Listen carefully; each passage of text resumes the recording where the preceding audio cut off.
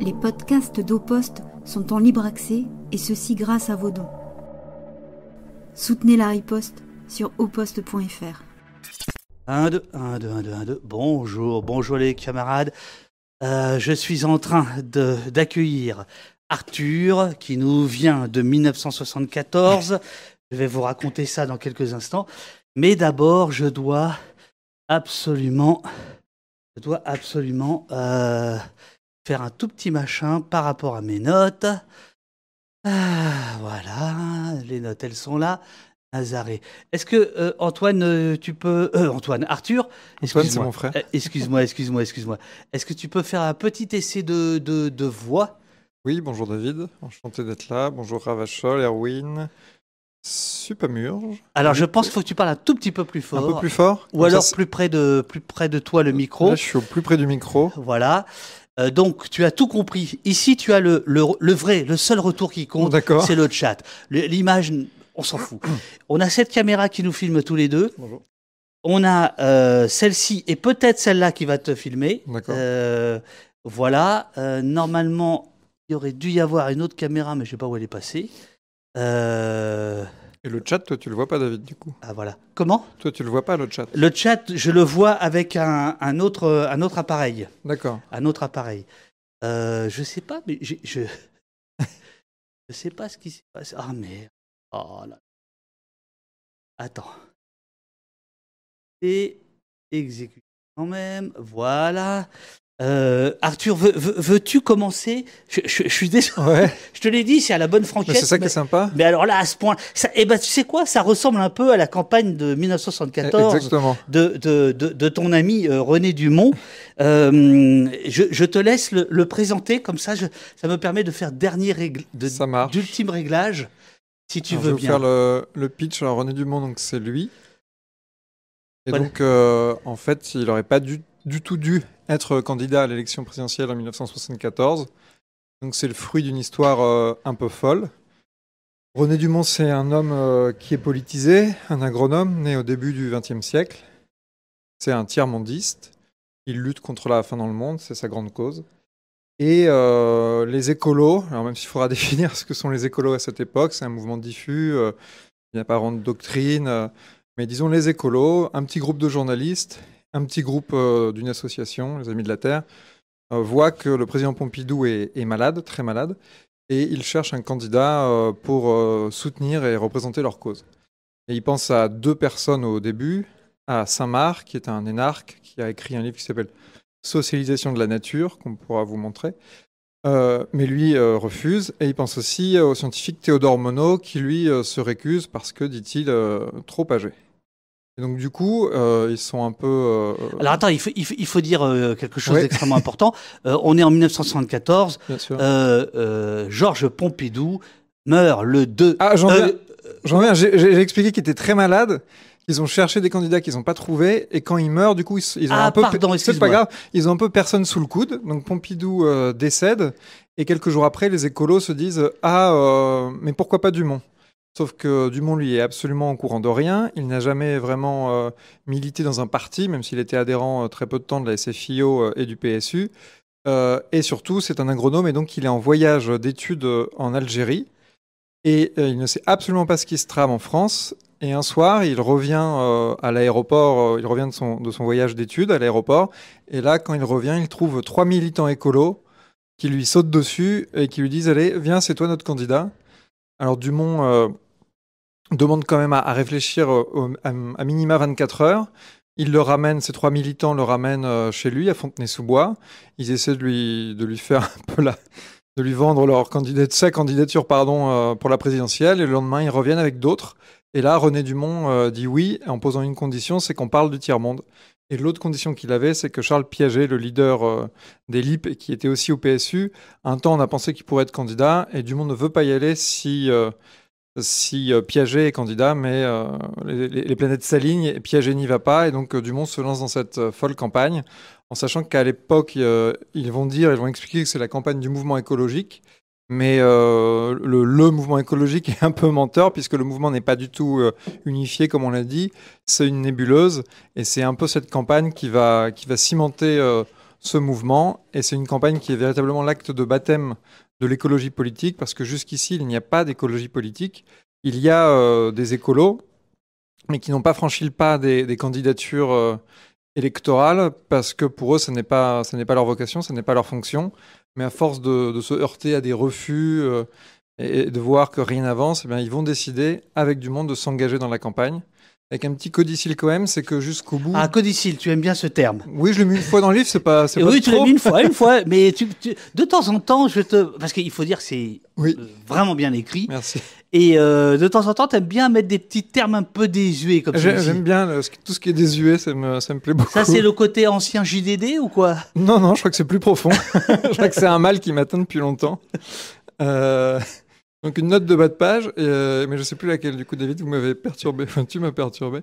Bref, oui. En gros, c'est pas un mouvement politique. C'est Dumont qui décide de donner l'acte de baptême, et ils le font parce que les politiques ne les écoutent pas. Merci beaucoup Arthur pour cette présentation. Le livre, je l'ai sur mon bureau. Aujourd'hui, c'est une panique pas possible. Hier, j'avais tout préparé, j'étais content, tout marchait bien. Et voilà que c'est le bordel. Bon. Alors pour rebondir, ce que dit David est vrai, c'est que la campagne, c'était à peu près pareil. C'était l'invention permanente, la débrouille, le système D. D'ailleurs, Dumont n'a pas de quartier général, donc quelqu'un lui propose une péniche. Il dit OK, donc le quartier général s'installe sur la péniche près du pont de l'Alma. À Paris. À Paris, exactement. Et il y aura même un bus impérial anglaise qui va servir un peu de poste pour tout ce qui est administratif. Et tout va s'inventer joyeusement là-dessus, avec Dumont qui, je ne l'ai peut-être pas dit, mais est septuagénaire au moment où la campagne commence.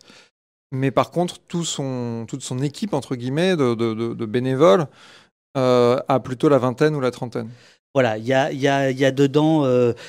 Excuse-moi et bravo pour Merci toi parce que c'est comme ça. Mais en fait, on ne se connaît pas. Ah, je voulais garder ma veste, mais je peux te prêter la mienne. Fait trop chaud là. Il fait bon.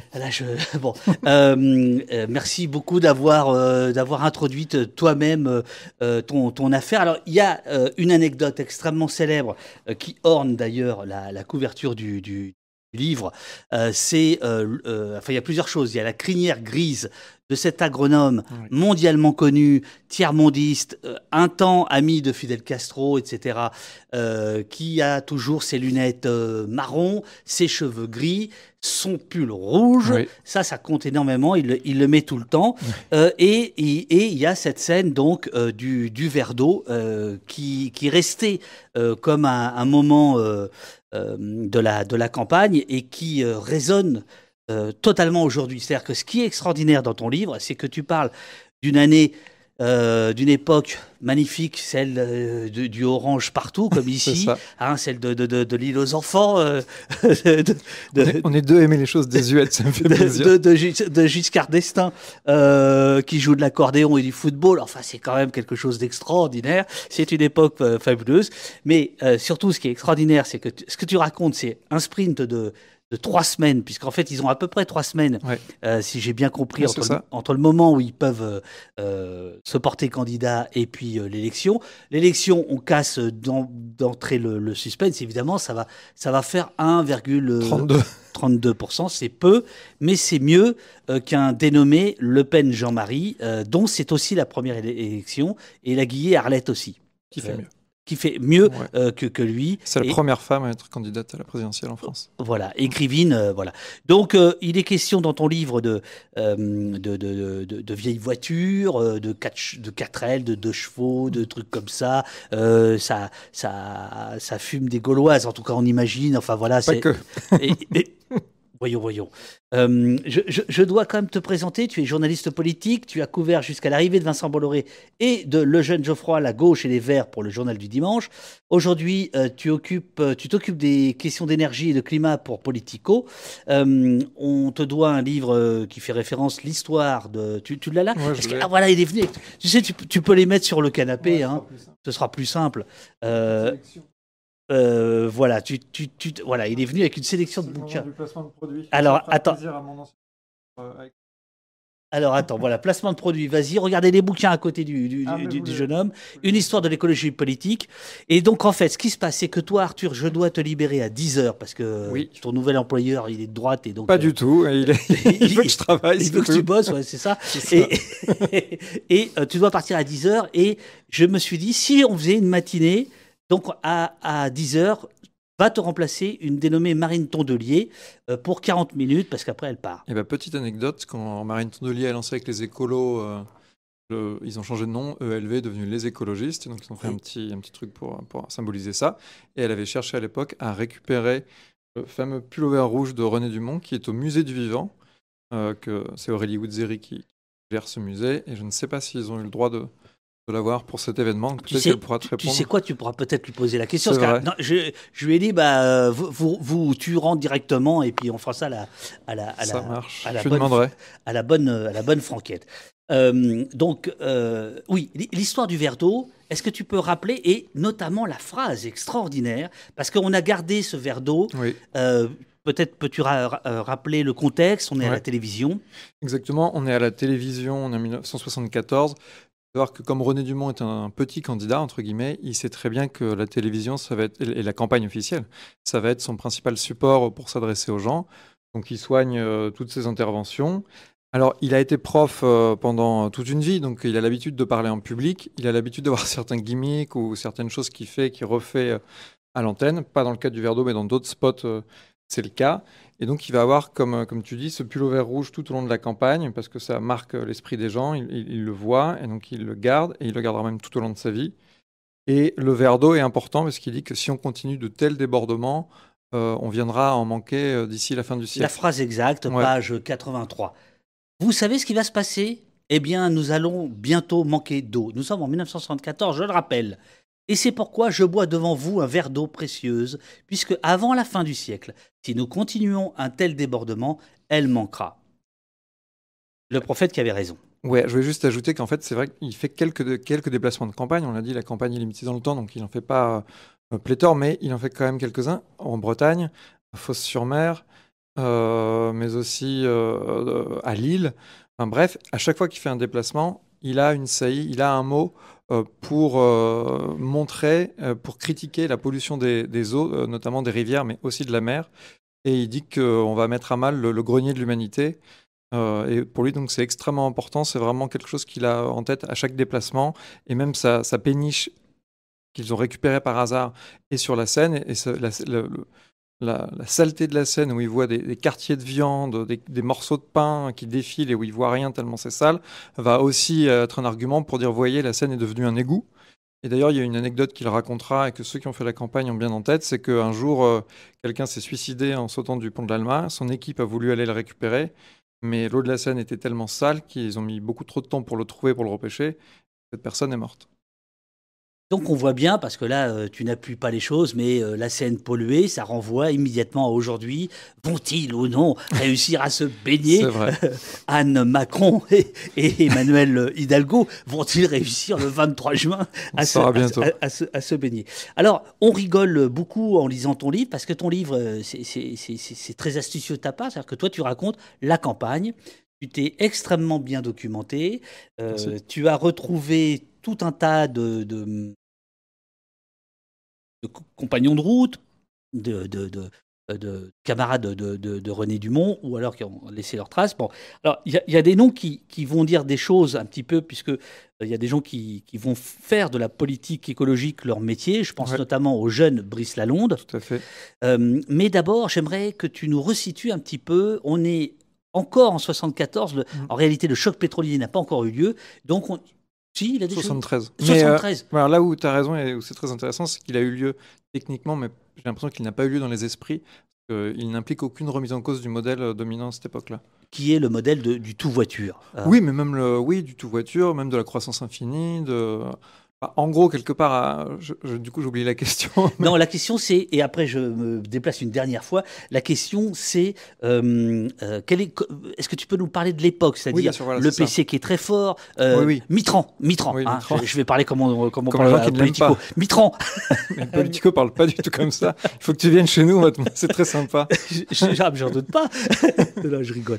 Il y a Mitterrand qui a son QG, tu racontes ça, c'est extraordinaire, son QG de campagne. Il va piéger René Dumont, mais là, je laisse les gens découvrir. C'est horrible comment il le piège entre les deux tours.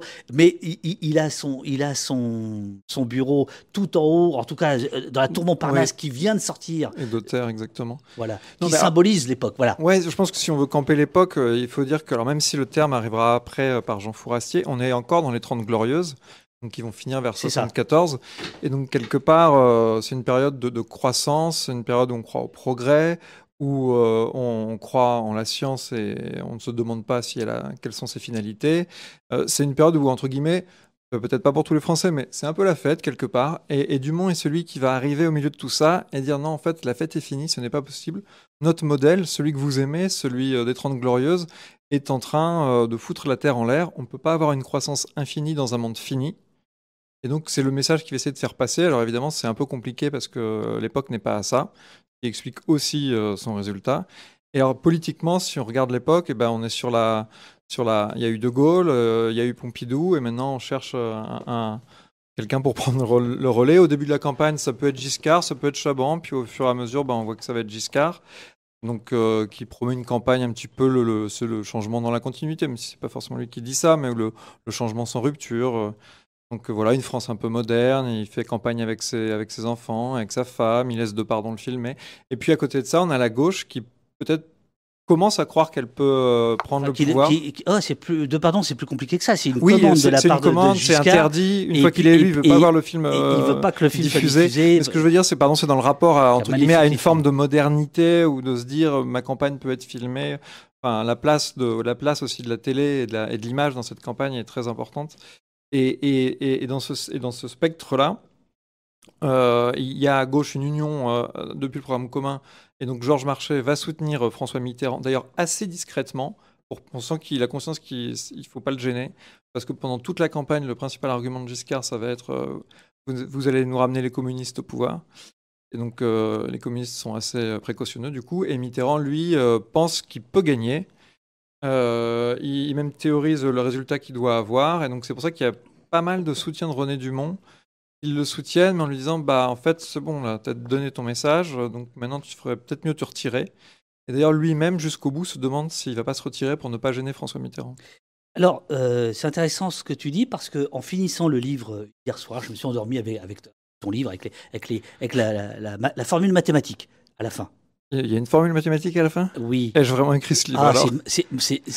Oui. C'est magnifique, c'est une très... Oui, mais c'est pas dans le livre, ça c'est une dédicace. C'est une dédicace. Non, mais je la lis parce que je trouve que ça en dit long sur toi. Je trouve ça très très joli comment tu racontes ça. Ça te gêne que je le dise ? Non, pas du tout. Mince, c'est où alors ? C'est après les notes ? C'est les remerciements, je pense. Ah voilà. Donc tu remercies tout un tas de gens et à la fin tu dis...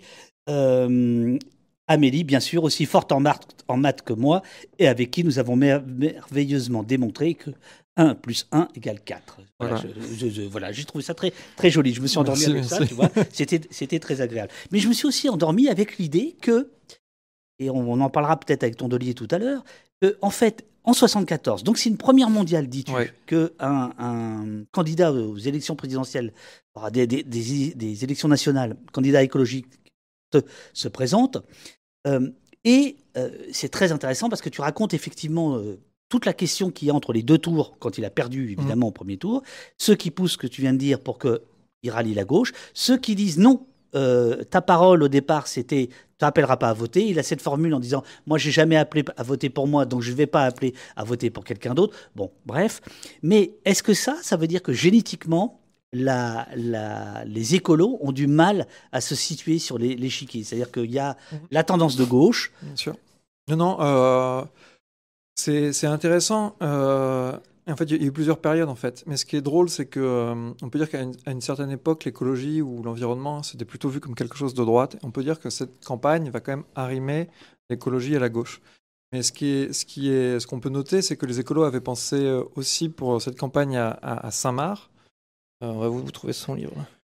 et avait fait un livre qui avait été très... Incroyable. Mais attendez, le mec, il vient avec sa bibliothèque. Je me suis dit, pourquoi pas, c'est l'occasion de les sortir.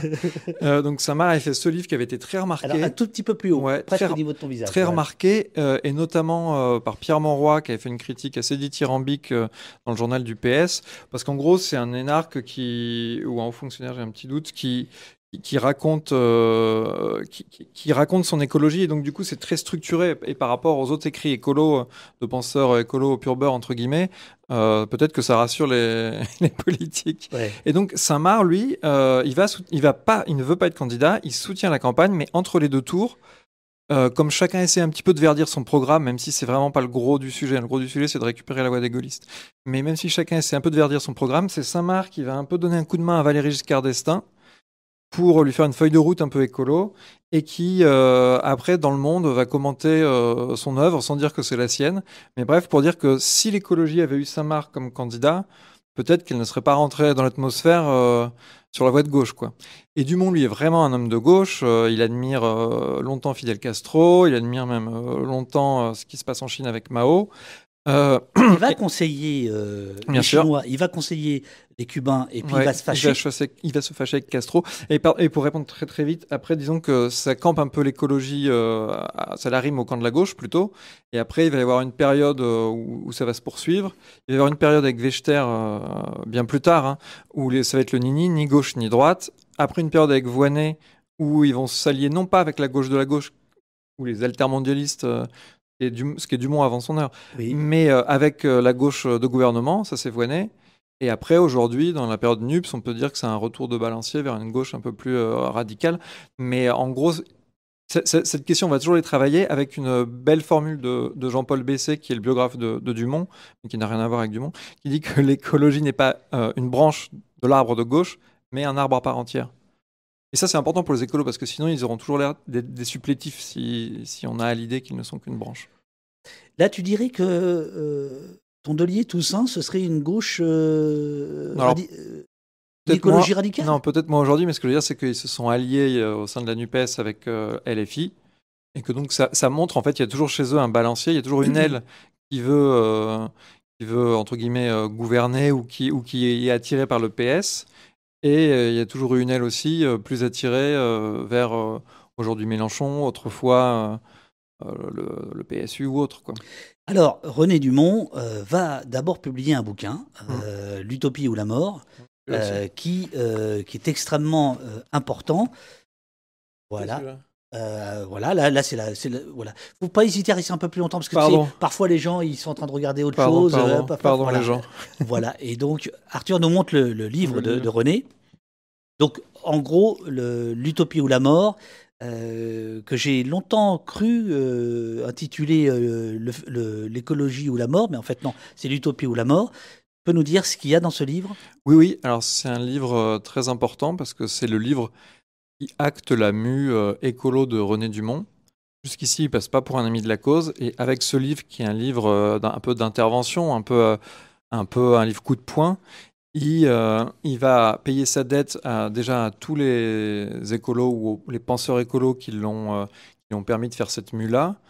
Et le plus important est peut-être le rapport du Club de Rome en 72. J'allais y venir. Ouais, donc ça, c'est vraiment ce qui fait la bascule. Il n'y a pas que ça. Il y a Barry Commoner aussi, qui est un biologiste américain qu'il aime lire et qu'il aime citer.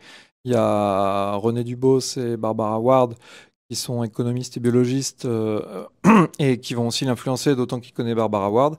Mais en tout cas, ce livre, c'est son entrée dans l'écologie, et il y aura tous ces thèmes, thèmes fétiches, la surpopulation, la lutte contre le nucléaire, le tiers-mondisme, la lutte contre la bagnole.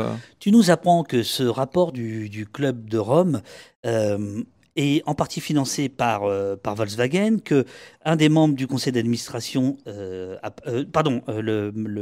président du Club de Rome est membre du conseil d'administration de Fiat, et pourtant ce rapport qui est extrêmement important, qui fait vraiment date et qui est une référence souvent rappelée, en fait explique ce qu'on s'évertue à répéter ici, c'est-à-dire que le drame, c'est le capitalisme.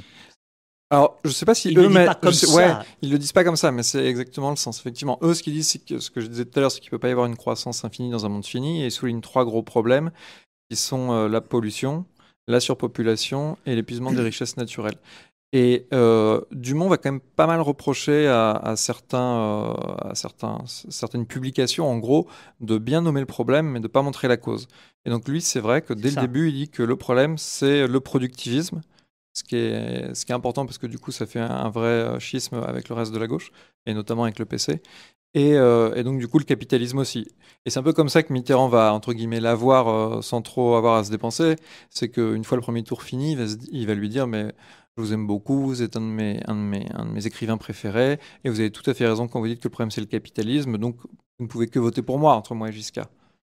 Alors oui, parce que c'est très important que tu rappelles qu'à ce moment-là, le PC est productiviste, c'est-à-dire qu'il défend les ouvriers, il défend le travail. Et quand je dis à ce moment-là, on pourrait l'enlever, parce qu'en fait, on voit que c'est quelque chose qui reste aujourd'hui. C'est ça qui est très intéressant dans ton livre, c'est que à la fois on voyage dans une époque qui est totalement révolue en termes de décoration, enfin de décor, de société, de mode de vie, etc. Mais en réalité, tout est là. Oui, les thèmes sont là. Il y en a même qui sont là en plus, entre guillemets, qui sont plus là maintenant, comme la surpopulation et le tiers-mondisme, qui sont deux thèmes que les écolos ne portent plus vraiment. Mais tout le reste, la lutte contre le productivisme, la lutte contre l'idéologie de la bagnole, la lutte contre la pollution, et j'en passe, sont très présents. Et Dumont les met à l'honneur. Et il parle aussi de dénoncer le patriarcat. Je ne sais pas si on y reviendra, parce qu'il a, dans les mots, il a un discours féministe. Après, les féministes qui ont été dans sa campagne et avec qui j'ai pu parler me disaient que c'était pas non plus le cœur de la campagne, loin de là, et qu'elles avaient du mal à se faire entendre. Bon, alors on va tout de suite, puisque tu parles de féministes, il se trouve que René Dumont va être rejoint par deux personnalités féministes. Christiane Rochefort pour commencer. Tu as un livre de Christiane Rochefort là? Non, j'ai pas le repos du guerrier sur moi. Tu l'as pas, voilà, Non. qui est une des fondatrices, enfin une des agitatrices du MLF, et une dénommée Françoise Daubonne, très connue de nos services, qui va écrire un livre justement intitulé Le féminisme ou la mort, qui est en fait qui est en réédition ici. Bravo, bien joué. Alors Christiane Rochefort, ça va plutôt bien se passer. Françoise Daubonne, elle est tellement folklorique. Vas-y. Non, Christiane Rochefort, ça se passe bien, mais elle intervient peu. Elle fait un joli texte dans la presse où elle dit que Dumont dit tout ce qu'elle a toujours rêvé d'entendre, et qu'elle reprend aussi la question de la surpopulation pour dire que le candidat a raison. Mais voilà, elle s'en tient, enfin en tout cas de ce que j'ai vu, elle s'en tient là. Il y a Sophie Chauveau aussi qui, elle, est sur la péniche, qui est aussi qui est du MLF, une féministe engagée. Et puis effectivement, il y a cette figure iconoclaste qui vous est chère, donc Françoise Daubonne. Donc Françoise Daubonne, j'ai un peu l'impression qu'elle est passée telle une tornade sur la péniche, parce que les permanents m'ont pas dit qu'ils la voyaient tous les jours. Mais elle, dans ses mémoires irréductibles, elle parle de son passage sur cette péniche, de sa rencontre avec Dumont, qui l'a fortement marquée. Elle a un parcours incroyable. Elle a toujours été, j'ai l'impression, un peu solitaire. En tout cas, elle a une telle personnalité qu'elle a du mal à se fondre dans la masse. Donc du coup, c'est pareil pendant cette campagne. Et après, elle va essayer de retrouver Dumont à un colloque sur la surpopulation de l'ONU juste après la campagne. Et elle va effectivement appeler son livre donc le féminisme ou la mort, en hommage, elle le dit, à l'utopie ou la mort de René Dumont. Voilà, et ouvrage dans lequel elle forge le concept d'écoféminisme, tout à fait. Qui est encore porté en partie par certaines écolos. Je pense à Sandrine Rousseau aujourd'hui. Donc là, on est typiquement dans les années 70, c'est-à-dire une forme d'effervescence intellectuelle. Oui, non, juste pour dire, c'est vrai qu'en fait, ils sont un peu redécouverts en même temps, j'ai l'impression, Daubonne et Dumont, enfin un petit peu en tout cas dans le milieu écolo, parce qu'il y a des rééditions dans les deux cas, et aujourd'hui, c'est vrai qu'il y a Sandrine Rousseau, mais pas que. Il y a une vraie actualité autour de ces deux personnes-là. Et oui, et les années... il y a un livre de Félix Guattari, celui-là c'est seulement le seul qu'il a écrit que je peux comprendre, qui s'appelle Les années d'hiver, qui est plutôt un recueil de textes d'ailleurs, et qui dit que les années 80 sont un peu les années d'hiver de refermement sur le conservatisme. Et alors même si c'est pas dans la bonne suite des saisons, moi j'ai un peu l'impression que ce début des années 70, c'est un peu les années de printemps. Parce que c'est ce que tu dis, c'est des années où tout bourgeonne, tout fleurit, on ne sait pas encore quelle fleur ça va donner, mais on a l'impression que tout est possible et tout va se refermer après au début des années 80. Mais donc le livre, c'est un récit vraiment au jour le jour de la campagne, au plus près de la campagne, mais j'ai aussi essayé de mettre quelques coups de sonde ou quelques éclairages sur d'où viennent ces idées, quels sont les penseurs qui les ont portées. Parce que ce qui est important de dire, c'est qu'on l'a dit tout à l'heure, l'Utopie ou la mort, c'est le livre où Dumont passe de productiviste à écolo. Et il paie ses dettes. Et c'était important de montrer aussi dans le livre que Dumont était à la fois un prophète, comme le dit le titre, et aussi un héritier. Voilà, et par ailleurs, c'est quelqu'un qui, comme beaucoup de gens de sa génération, vient de la droite pour aller vers la gauche, ce qui est... Ah non, ça, je peux pas dire ça. Ah bah, vu les attends, c'est pas lui qui a eu des quand même pendant la guerre. Si. Mais alors, je vais faire, si je peux me permettre, en 2 secondes. En fait, lui, il est né vraiment à gauche. Son instituteur enfin pas son instituteur, pardon. Il y a un député de gauche qui lui fait un peu sa formation politique. Il adore Eisenstein et le cuirassé Potemkin. Il lit des poèmes de Jaurès. Il s'emballe pour les anarchistes. Il est vraiment de gauche, anticolonialiste dès les années 30. Et il est surtout parce qu'il l'a vécu dans sa chair quand il avait 10 ans, avec son oncle agriculteur, ils ont entendu sonner le tocsin, lui il s'est un peu emballé, le tocsin c'était sympa, il y avait du mouvement, et son oncle lui a dit non, c'est la fin des paysans la guerre. Et donc Dumont, à ce moment-là, est devenu très très fortement antimilitariste, mais antimilitariste de gauche et pacifiste de gauche, comme le père de Lionel Jospin d'ailleurs. Et vous savez, c'est un peu ce qu'on a appelé le pacifisme intégral. Et donc c'est vrai que quand la guerre arrive, il est absolument pas résistant. Et en tant qu'agronome, il pense qu'il est très important qu'il continue de dire ce qui se passe, de dire ce qu'il faut faire. Et donc c'est vrai qu'il écrit. Il écrit. Dans Terre France, les Terres France. En 43-44. Ouais, il écrit dans un journal spécialisé, mais contrôlé par le gouvernement de Vichy. Mais ce qui est drôle, c'est pas drôle du tout d'ailleurs, mais c'est lui qui en parle en fait, sinon personne ne l'aurait jamais su, ou les gens de l'époque qu'on n'interroge plus. Objectivement, voilà, comme ton temps est pris, je trouve ça bien. Non, je veux dire, tu as l'honnêteté d'en parler dans le bouquin, ça te montre que j'ai lu le bouquin, que j'ai quand même vu que, bon voilà. Non, mais ce que je veux dire, c'est que les clivages étaient peut-être pas aussi prononcés, enfin, c'est compliqué, c'est compliqué. Tu parles de Jospin. De son père. Comment ? Son père. Tu parle du père de Jospin à l'instant, mais Jospin Lionel apparaît à la fin du bouquin. Voilà, il y a tout un tas de gens. C'est vraiment rigolo. Je voudrais surtout pas oublier ça, que si tu l'as en tête, sinon je retrouve la page. Le dernier clip de campagne en 1974, le discours qu'il tient. Je crois que c'est sur les 5 dernières minutes. C'est ça. Alors, j'ai plus le verbatim, mais en gros, il dit... c'est magnifique. Ouais, c'est beau. C'est magnifique. Est-ce que je défleure un peu tout en l'habillement, ou est-ce que je te laisse le... Ça doit être dans Dernière ligne droite, je pense, le chapitre de Dernière ligne droite. Dans Dernière ligne droite, je vais essayer de... Alors, tu sais quoi, le temps de le retrouver, je voudrais te faire parler d'autre chose qui m'a beaucoup surpris, et très agréablement, et je te cache pas que...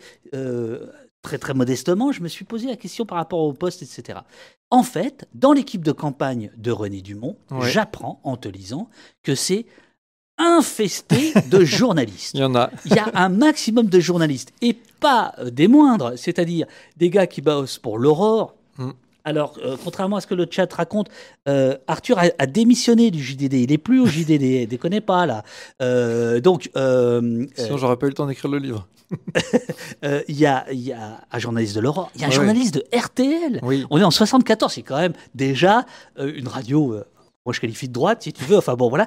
Et il y a... Alors, ça, est-ce que tu peux raconter ça comme ça ce mélange des genres, qu'on appellerait aujourd'hui mélange des genres. Mais déjà, entre ceux qui revendiquent la paternité de l'idée d'une campagne d'un écolo, il y a un groupe de journalistes, piloté un peu par Jean Carlier, donc, qui est directeur de l'information de RTL, et qui a écrit... Lui, c'est un peu un pionnier, parce que c'est le premier qui se bat pour que le parc de la Vanoise reste le parc de la Vanoise et ne devienne pas une trop grande station de ski.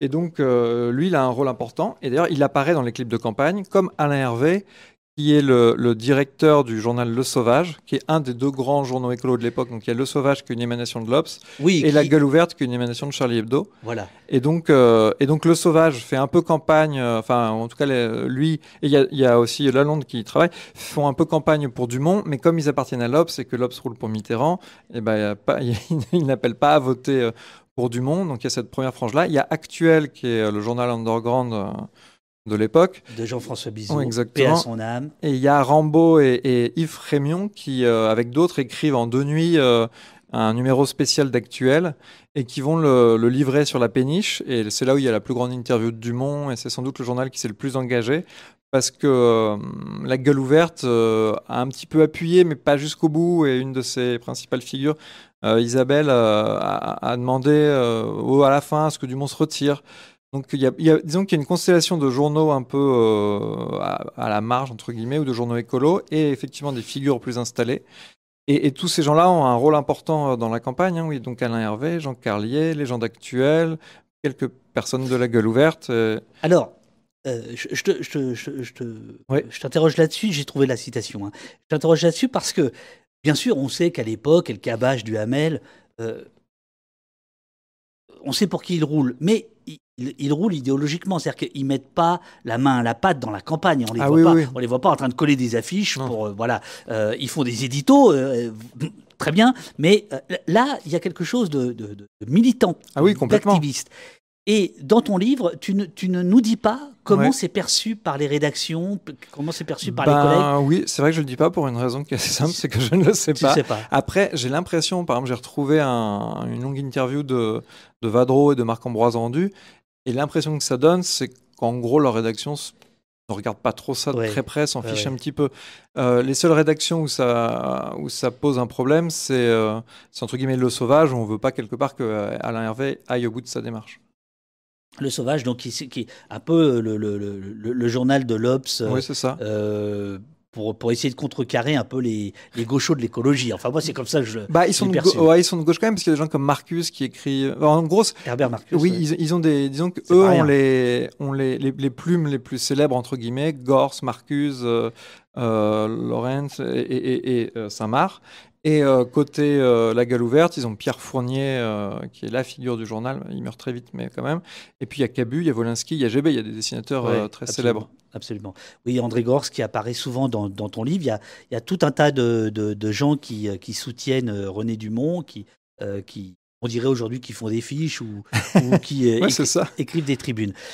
Nous sommes le vendredi 3 mai 1974.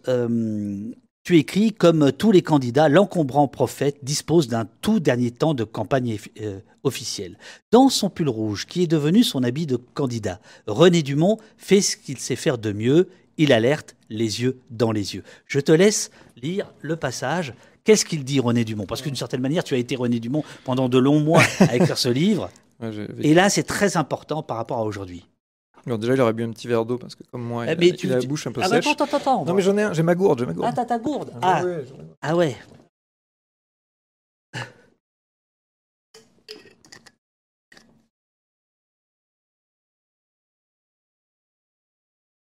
Qu'est-ce qu'il dit, René Dumont ?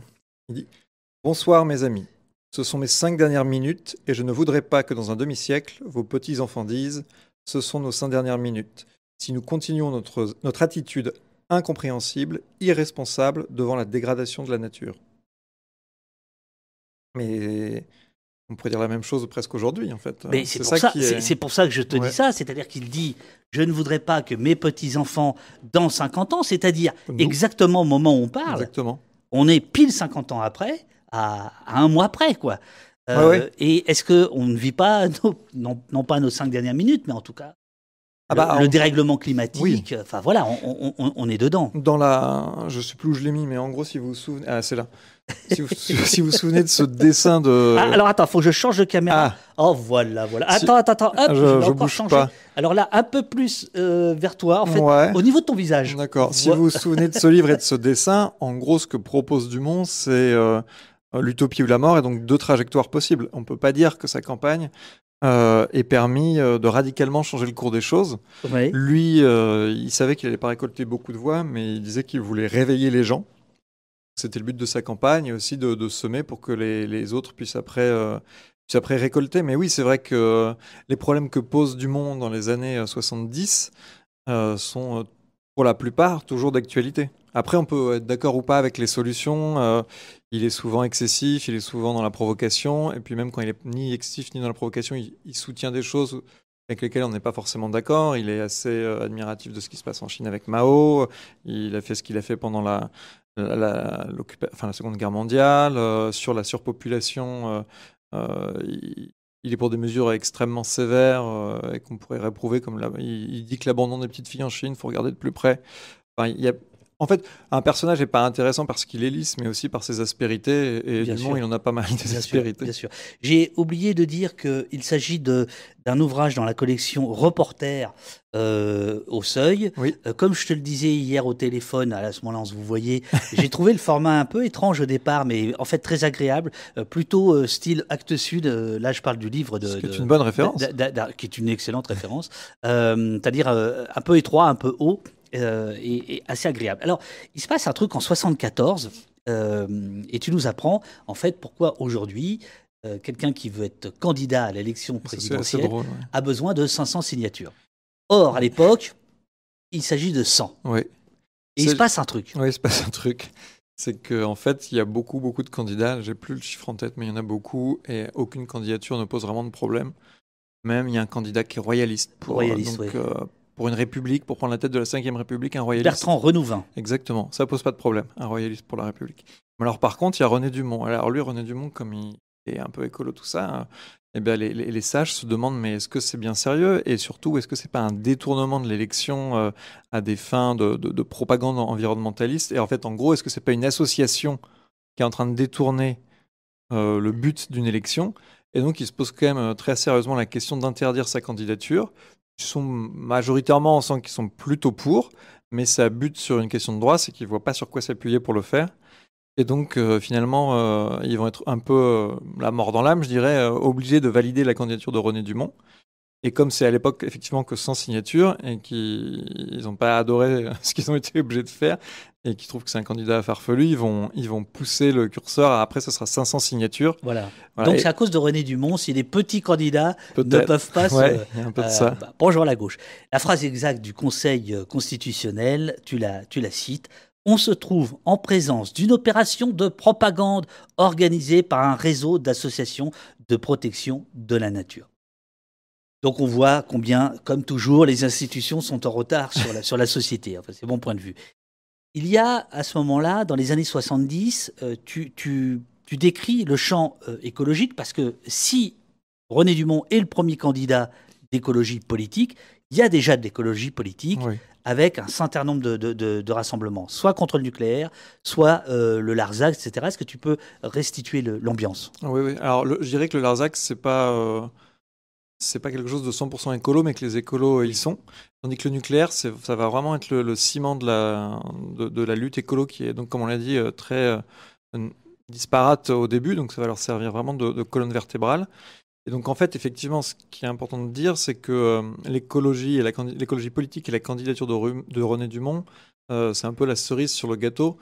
Et que le gâteau, il existe avant, avec par exemple, et c'est très important, la première grande manif contre le nucléaire à Bugey, c'est organisé par Fournier. Il y a tous les amis de Charlie Hebdo qui y vont, et c'est vraiment Charlie Hebdo fait une manif, quoi. C'est Choron et Avinet, ils cassent le piano. Ils cassent le piano que Daniel Fournier, la femme de Pierre Fournier, avait. Alors, Pierre Fournier, c'est le fondateur de la Gueule ouverte. Hein. Exactement. Et donc, il fait cette manif-là. Est-ce que tu es sûr que c'était du vin? Parce que quand je t'ai lu dire Choron était Avinet, je me suis dit, est-ce qu'il est sûr que c'était du vin? C'est peut-être autre chose. De l'eau. Ça devait être de l'eau. Il fracasse. Il fracasse le piano qu'avait difficilement pu acheter Daniel Fournier. Et Fournier est pas hyper content du coup de ce week-end. Il dit on n'a pas trouvé notre Cohn-Bendit, on n'a pas de grand leader. Mais il dit quand même c'est l'acte de baptême de l'écologie de ce côté de l'Atlantique, parce que tous les mots sont importants. C'est-à-dire qu'en vrai, ça avait commencé de l'autre côté de l'Atlantique. On a cité tout à l'heure quelques intellectuels qui étaient américains. Et l'acte de baptême de l'écologie, ce qui est important, c'est qu'il dit pas de l'écologie politique, mais bien de l'écologie. Et c'est Dumont qui va venir politiser ce mouvement.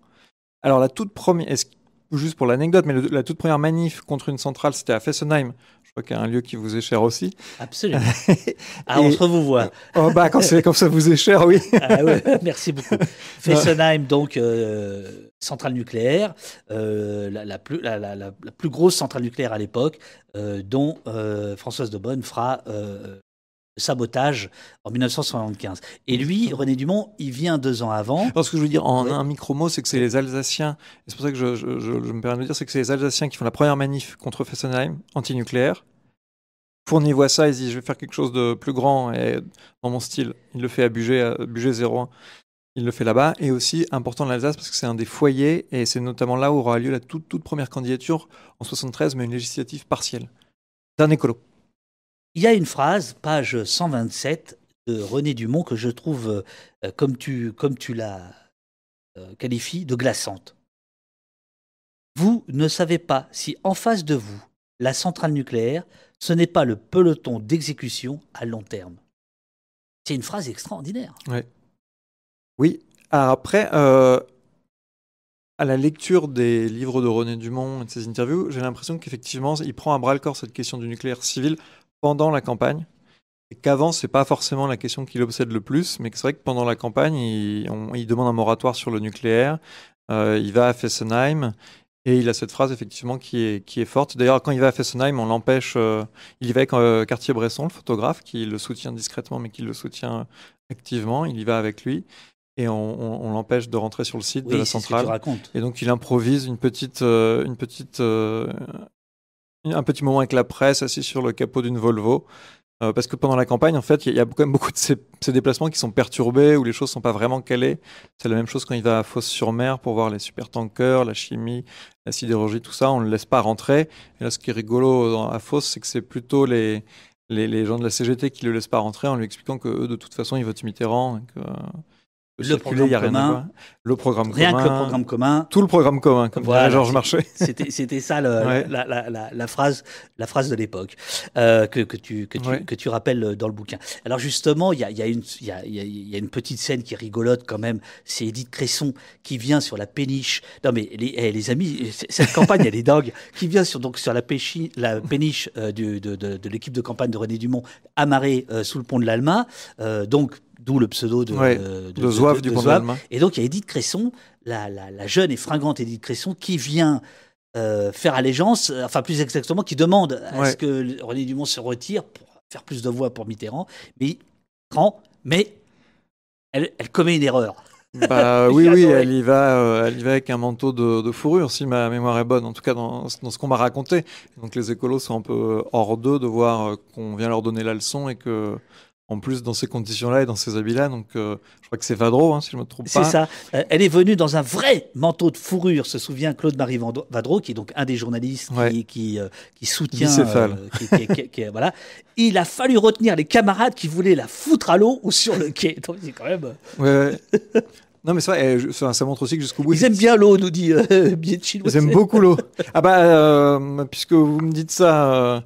En fait, par exemple, à Bugey, beaucoup se sont baignés à poil dans la rivière près de la centrale, alors que quand ils étaient à Fessenheim, le public était c'était un peu plus corseté, c'était un peu plus les chemises. Et puis d'ailleurs à Fessenheim, ils font leur manif devant l'église, ça veut tout dire, c'est que c'est pour eux le lieu important. Tandis que Bugey, c'est beaucoup plus 68 art comme ambiance. Alors, comme tu es pris par le boulot, on va doucement vers la fin de notre entretien. On attend Marine qui prendra ta place. Tu pourras lui parler du pull. Donc, René Dumont, il a aussi une phrase qui est restée assez célèbre puisqu'elle va être reprise plus ou moins par des manifestants, qui est une phrase sur le tout bagnole. Alors là, à l'époque, on est en plein dedans, notamment Pompidou qui va inaugurer le moindre tronçon d'autoroute. À propos d'autoroute, on essaie demain de monter un multiplex. Si vous allez sur la manifestation contre l'A69, on a besoin de vous pour faire le multiplex en direct, comme on l'avait déjà fait à l'époque pour les bassines. Ce serait vraiment génial si vous allez là-bas et si vous voulez filmer en direct avec et pour Au Poste. Je pense que Rial va mettre le lien, mais j'en reparlerai tout à l'heure. Alors Pompidou et tout le monde est là, c'est le tout bagnole, Renault Superstar, Citroën Superstar, etc. Et lui, René Dumont, il a cette phrase, la voiture. Ça pue, ça pollue et ça rend con. Alors c'est une phrase qu'il a reprise en changeant le dernier terme de manifs qu'il y avait il y a eu une ou deux manifs au tout début des années 70, plutôt fomentées par les Amis de la Terre. Donc là, on voit encore que Dumont embrasse la culture écolo, mais il la devance pas forcément.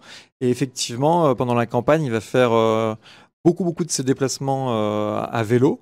Et on le voit souvent avec des plein de jeunes qui sont derrière lui à roller ou qui s'accrochent un peu à son vélo, mais vraiment très jeunes, ou parfois il va en carriole à son meeting. Bon, ce qui n'empêche pas d'arriver en avion parfois, pour ensuite prendre le vélo, mais c'est vraiment un des symboles de sa campagne que ce vélo. Et effectivement, donc lui, il a cette critique qui est très sévère sur les voitures. Il veut interdire les véhicules au-delà de 4 chevaux. Il veut presque tripler, je crois, le prix de l'essence. Et il dit que de toute façon, on ne peut pas faire la révolution avec des gens qui rêvent de week-end en bagnole. Et donc, il s'appuie sur des textes, notamment dans Le Sauvage, un texte d'André Gorz sur l'idéologie sociale de la bagnole. Mais il n'y a pas que Gorz qui écrit là-dessus. Illich le fait un peu. Je crois que Sauvy fait aussi un livre. Charbonneau aussi. Enfin, tout ça pour dire que à l'époque, c'est un vrai thème. Et même à un moment, on aurait pu se demander si c'était la lutte contre la bagnole ou le nucléaire qui allait devenir le ciment de l'écologie. Et en fait, c'est devenu le nucléaire.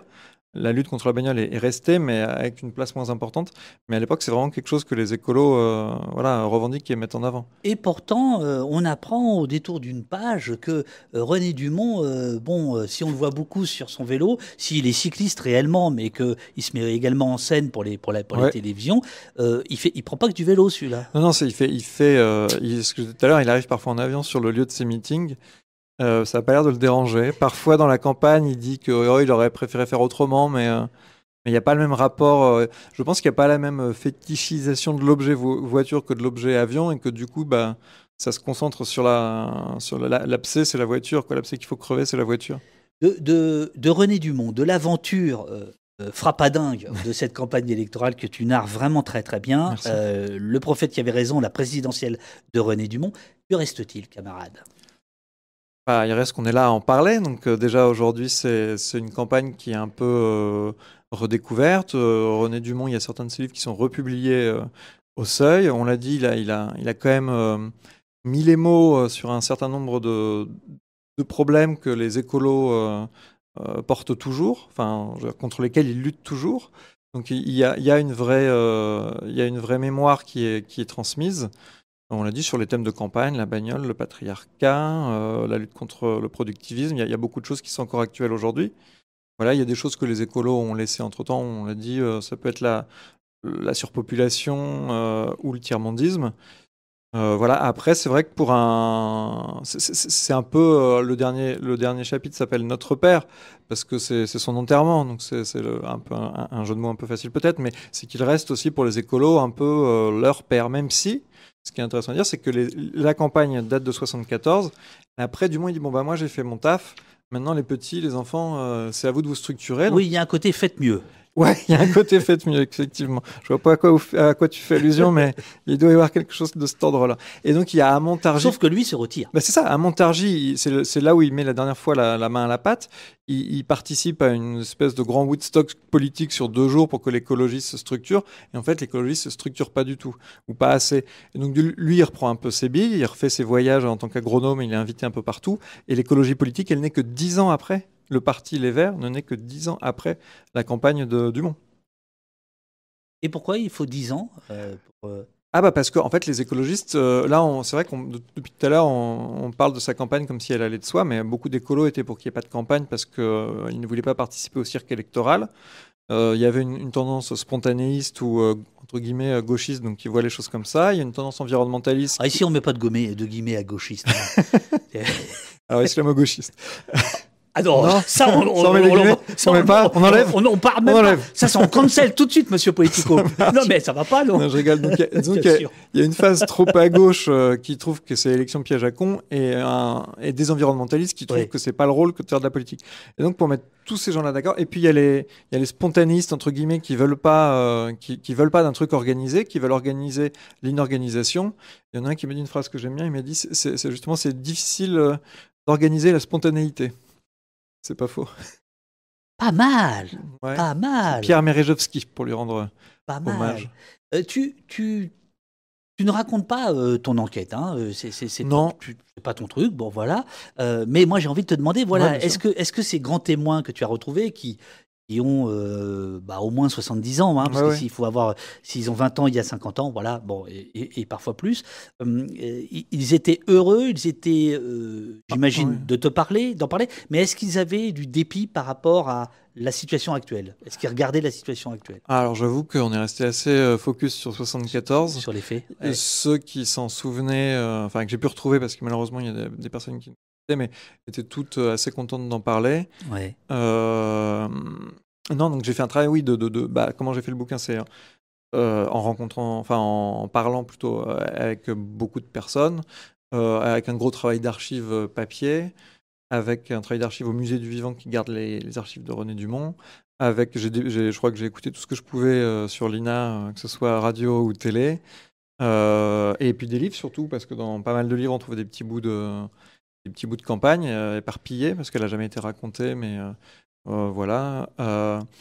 Non, et c'est pas oui, et aussi il y a malheureusement des personnes qui ont disparu, mais que j'avais pu voir pour le précédent bouquin, et des notes dont je m'étais pas servi forcément, et qui m'ont aidé, qui m'ont été utiles. Et non, mais c'est vrai que c'est une mémoire qui doit être transmise maintenant, parce que c'est le bon moment, je pense.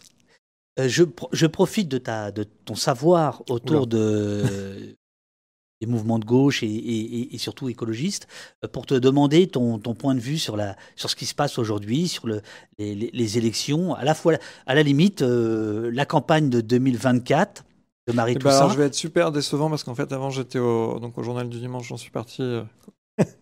Ne vous inquiétez pas dans le chat, mais je suivais la politique, et en fait j'étais un peu un drogué à la politique, et donc au parti de gauche, parce que c'est ce que je suivais. Oui. Et depuis que je suis sur la question climat-énergie, j'avoue que je me commande d'un drogué qui se sève. Oui, Sèvres. Oui, et je fais un peu pareil, donc j'ai suivi la campagne de très très loin, et j'aurais vraiment pas un avis pertinent à donner. Tout de même, par exemple, sur comment l'extrême droite tout d'un coup vient de baisser complètement le masque. Sur le renouvelable. Sur le renouvelable. Hier, Marine Le Pen qui a dit « Moi, les énergies renouvelables, j'en veux pas ». Non, mais c'est intéressant, parce que je voyais aussi sur Twitter des petites compilations vidéo montrant Marine Le Pen dire qu'elle voulait sortir du nucléaire, et puis maintenant elle est à fond pour. Et en fait, ils embrassent, je ne sais pas s'ils le créent ou s'ils l'embrassent, l'espèce de backlash anti-écolo. Et effectivement, il y a plus... le discours est très pro-nucléaire, très anti-écolo. On le voit sur les territoires, mais en fait, il y a un rejet, par exemple, de l'énergie éolienne qui va de l'extrême droite à la droite, l'éolien terrestre. Ouais. Mes nouvelles fonctions me permettent de l'affirmer. Donc voilà, oui, il y a... Ah, attends, je pense que c'est notre invité. Oh. Ah. Alors, il faut dire au...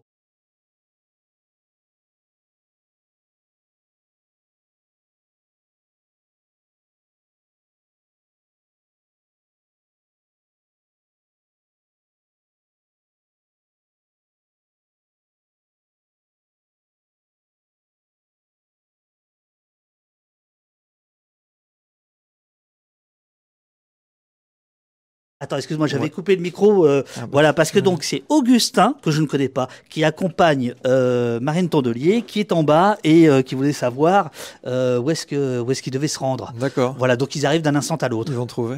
Non, j'en profite, c'est la fin, mais pour remercier Hervé Kempf, qui, quand je lui en ai parlé, il a tout de suite été emballé. Moi, c'était un projet qui me tenait à cœur. Et de rencontrer quelqu'un d'enthousiaste, c'est toujours sympa. C'est pas toujours le cas. Donc voilà. Hervé Kempf, fondateur du site Reporter. Je vais faire un truc. Ouais. Je vais refaire une photo de toi parce que avec tes bouquins, c'est trop génial. D'accord. Si ça t'embête pas. Je vais mettre Françoise Daubonne dans les plus... Non, c'est bon, pas placement de produit. Parce que David vous cache des choses tout de même, je tiens à le dire.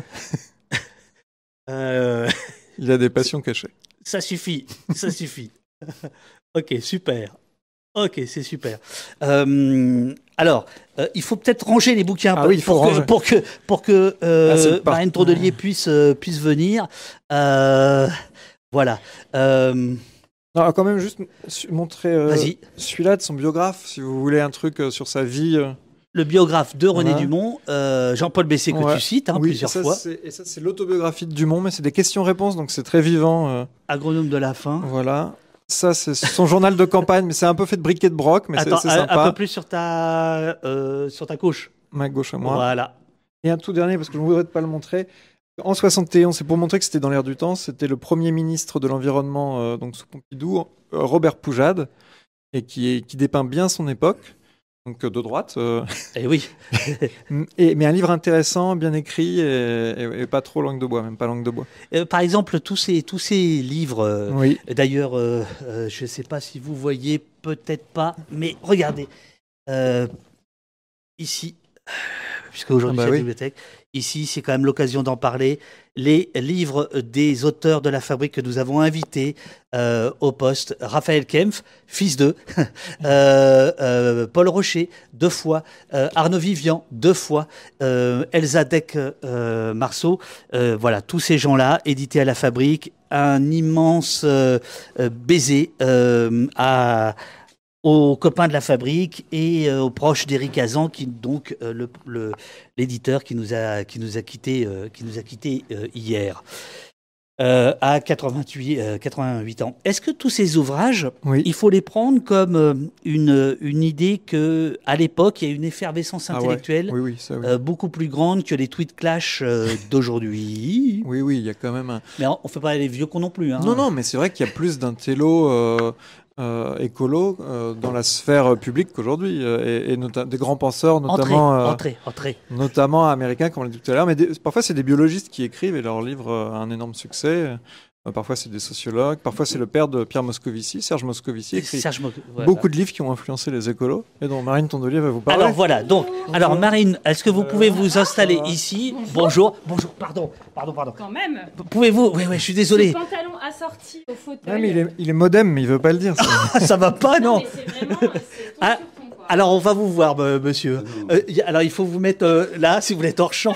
Là, on a vu que votre... Attends, Arthur, attends. Que se passe-t-il? Il y a une grande confusion sur ce plateau. Oui, je suis super content. Bonjour Marine.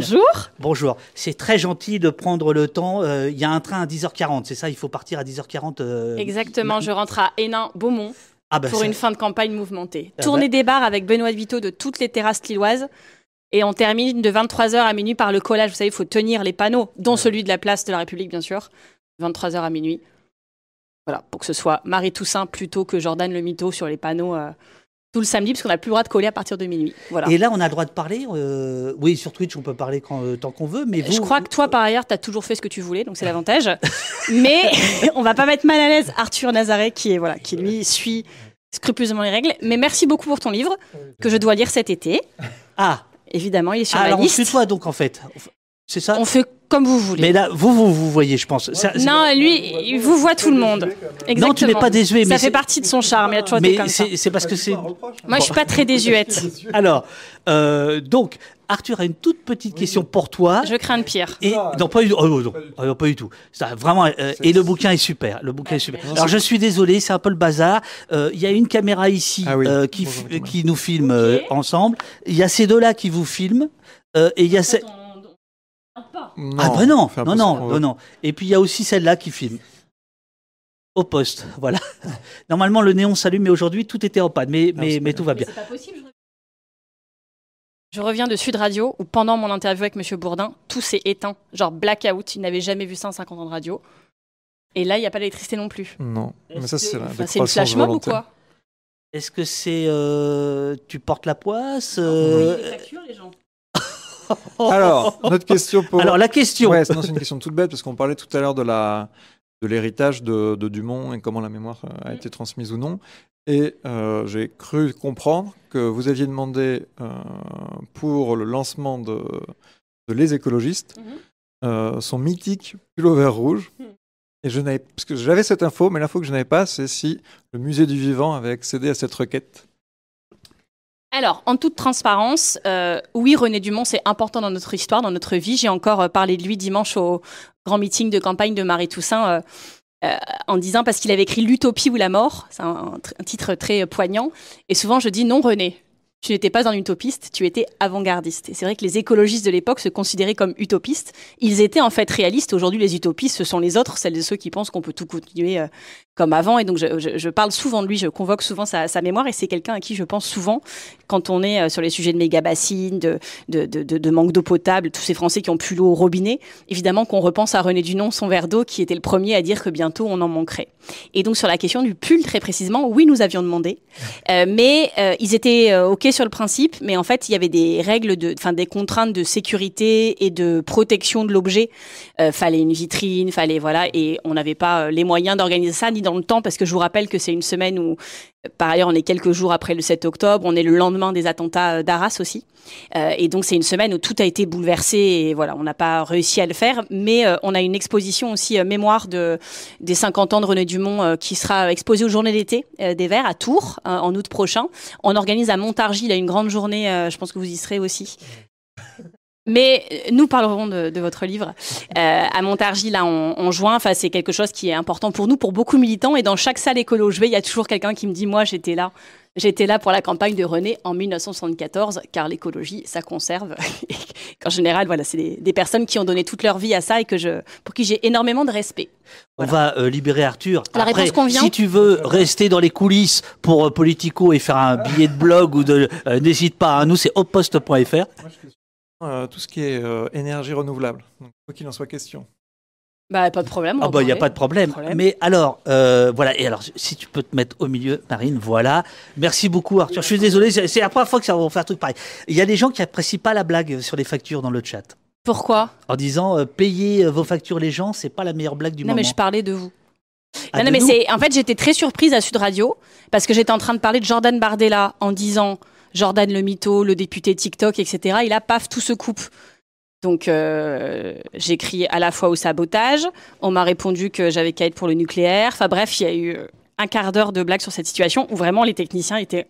Ça ne leur est jamais arrivé, personne ne savait trop quoi faire. Et donc, on a fini par faire une vidéo dans le couloir avec Jean-Jacques Bourdin qui va mettre sur Twitter. Parce qu'en plus, pour les règles de temps de parole, d'ARCOM, de fin de campagne... le fait que cette interview n'ait pas existé, du coup, est un problème en plus. Alors, voilà. nous ne sommes pas soumis à nous, on fait ce qu'on veut. À l'ARCOM, on fait ce qu'on veut. Il faut que je retrouve mes notes te concernant.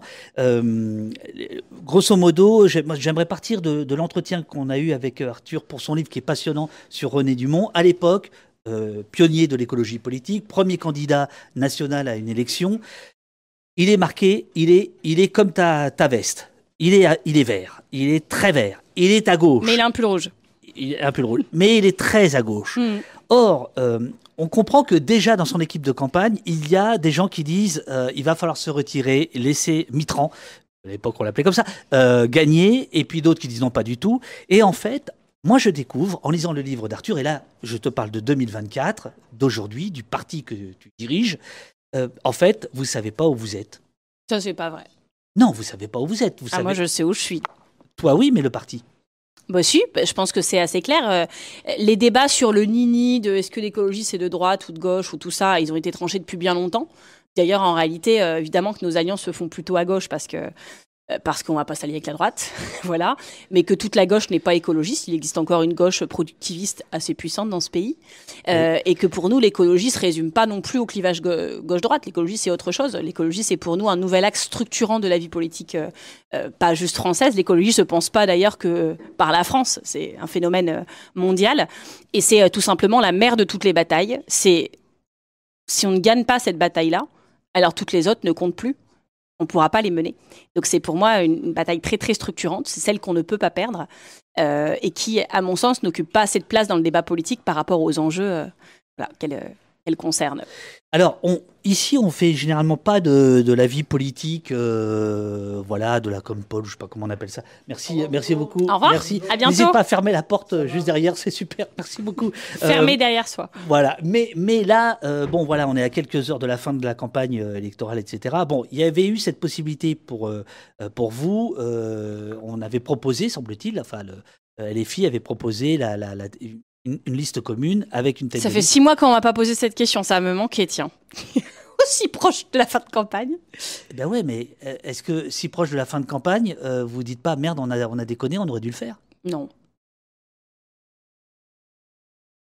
C'est le jeu de qui va cligner des yeux ou pas Exactement. En premier. C'est ça ne sera pas moi, je t'annonce. Non, mais c'est moi, ça y est. Ah voilà, perdu. Mais moi, j'ai rien à perdre ni à gagner. C'est la détermination écolo.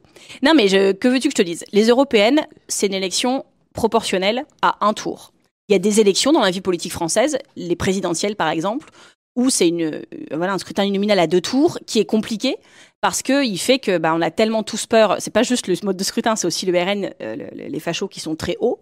Et donc, pour exister au 2e tour, la gauche, les écologistes, on va devoir choisir qu'un candidat pour 2027. Moi, je suis très très claire là-dessus. J'ai été la première chef de parti à le dire. Et je peux vous dire que pour une chef de parti, dire peut-être les écologistes n'auront pas de candidat, peut-être qu'ils en auront un, mais moi j'ai dit il faut un candidat unique et je ne fais pas du fait qu'il soit écologiste un préalable. J'étais la première à le dire, j'ai une position constante sur le sujet.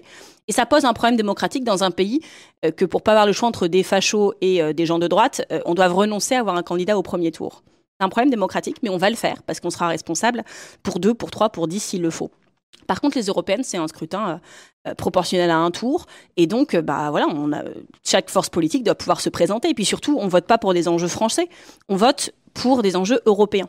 Et au Parlement européen, il faut le dire aux gens, on siège dans des groupes très différents. On ne porte pas les mêmes choses.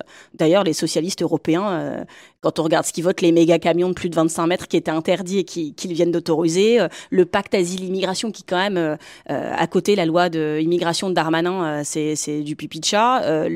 L'austérité, le retour de l'austérité sans même prendre en compte qu'il faut dépenser pour la transition, qui sont de la bonne dette, comme les économistes les plus sérieux le disent.